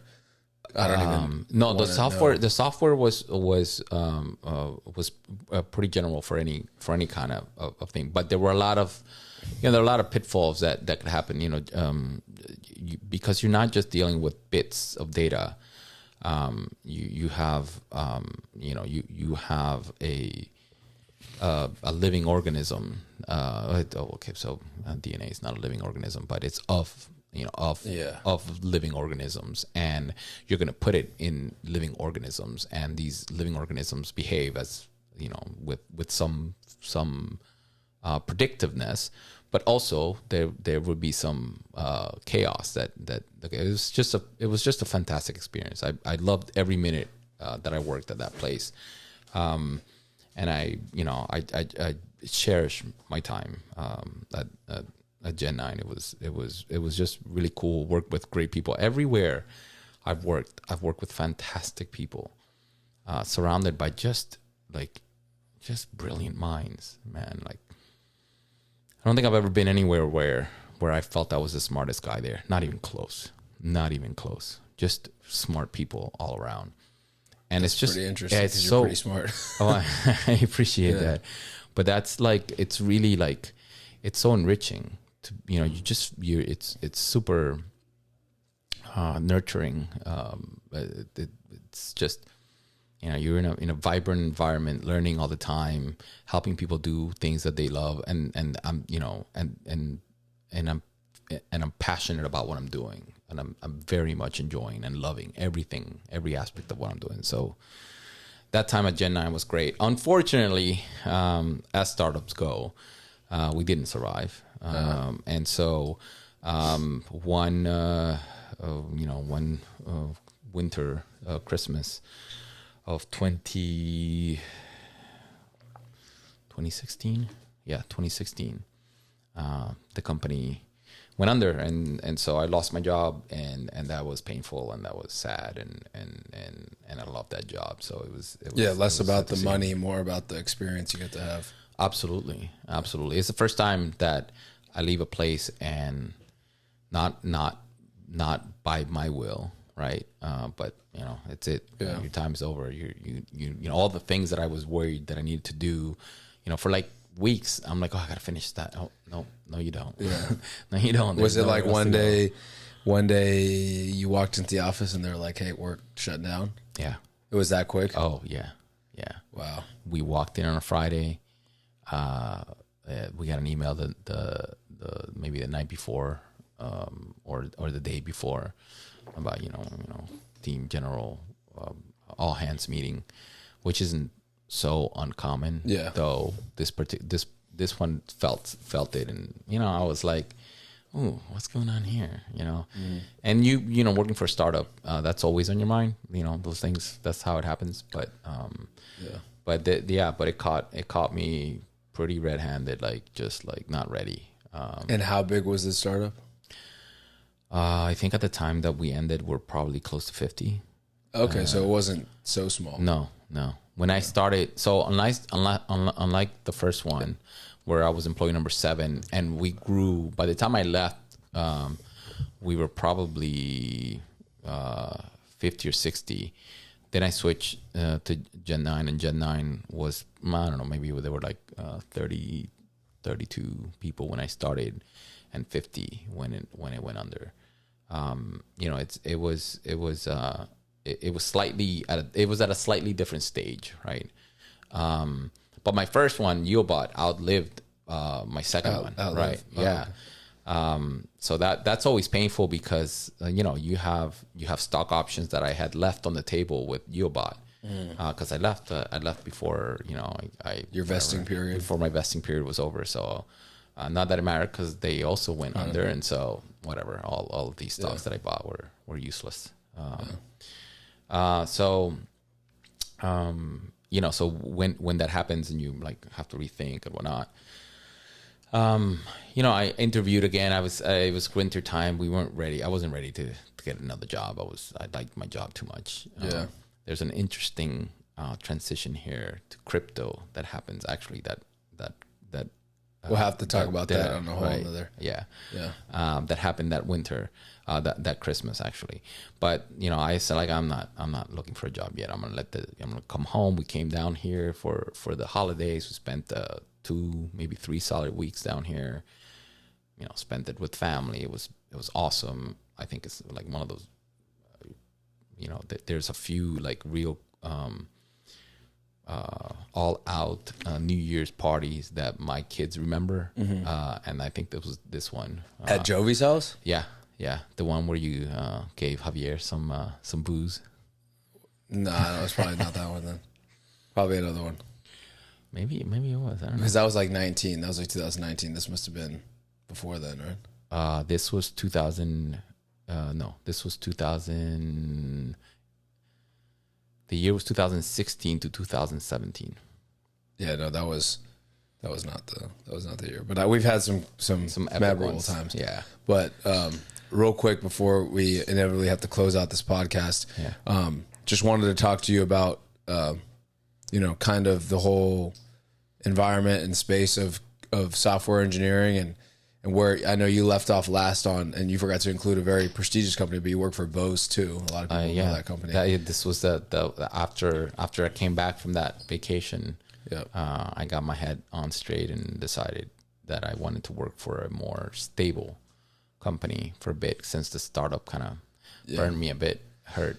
But overall, your experience with software development now being at least 20 plus years, I mean, including your mechanical engineering, because you said you were writing some code. Correct. My entire time. I was definitely writing. How would you reflect on your last 20 years or so in this career?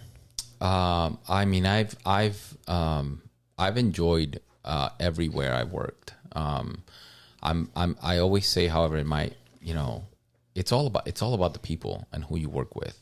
And I've been fortunate enough to I feel like that's such a cliche, right? Everybody says it. I've been fortunate enough to work with amazing folks, amazing people. Some people don't. And it's been real gratifying. And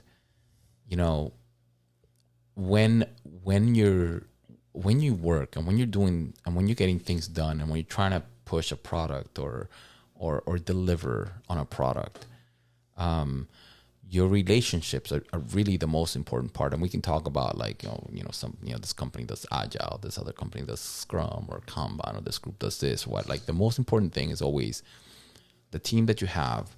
What's the relationship of the team? How well do they trust each other? How well do they lean on each other? How well do they communicate? Like, those things are so hard.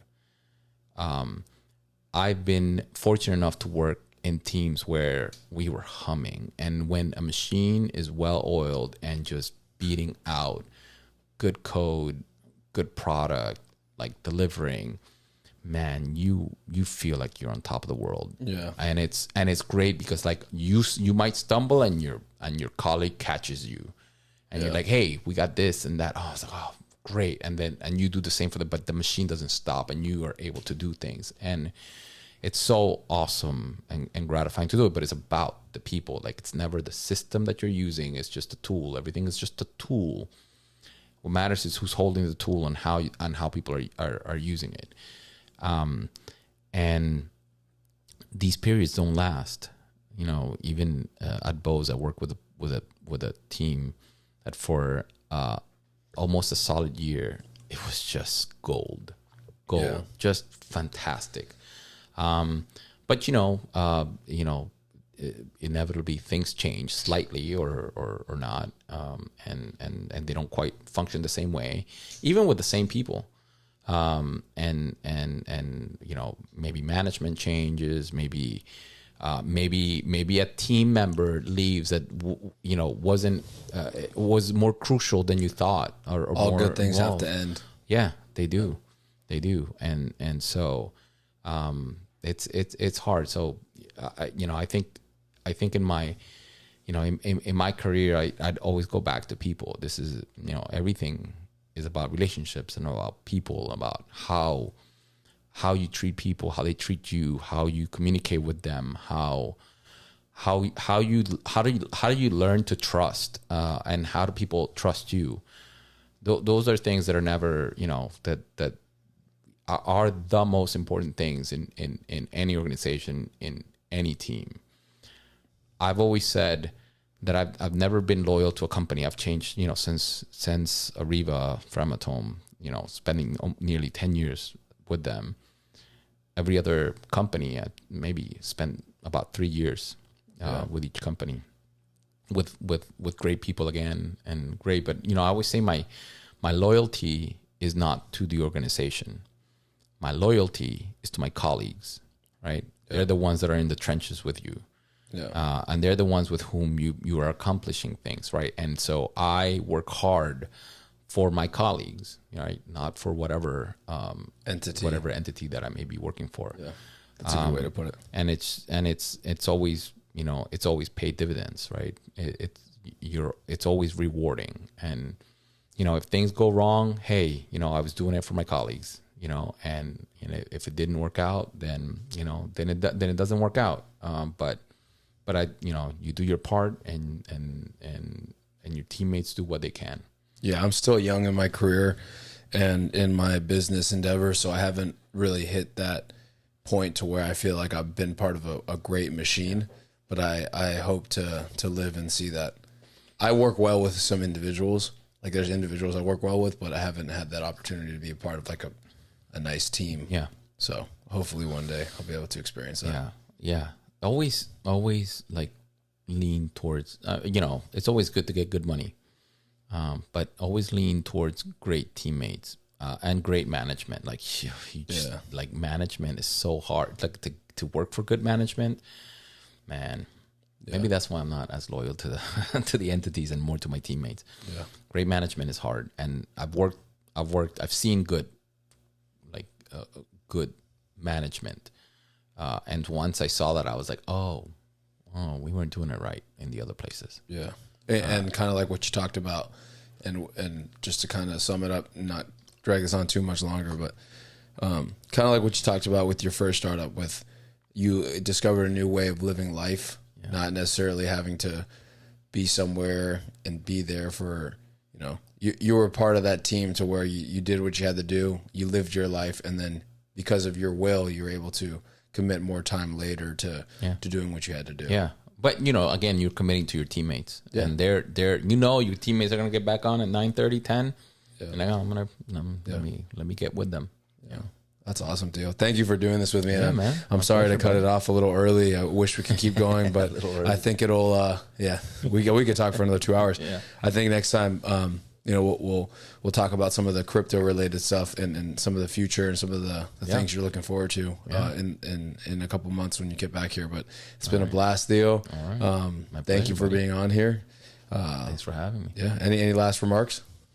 This is great. Yeah, love to see it. Yeah, we'll get Diana on here next time. Yeah, absolutely. Yeah, that'd be great. Yeah. Anyways, thank you guys for watching this podcast. We appreciate it. That's my uncle and very, very, very intelligent human being, Carlos Bonilla. I'm Old School Matt. We'll catch you guys on the next one. Hey guys, thank you guys for checking out this video. Make sure to go check out all of our other podcasts, Buffalo Barbecues, our Buffalo Workouts, and also a slew of other things, including challenges and whatnot. So make sure to check out all of these different things. Thank you guys for watching. I am Old School Matt here, and this is Water Buffalo TM. Peace.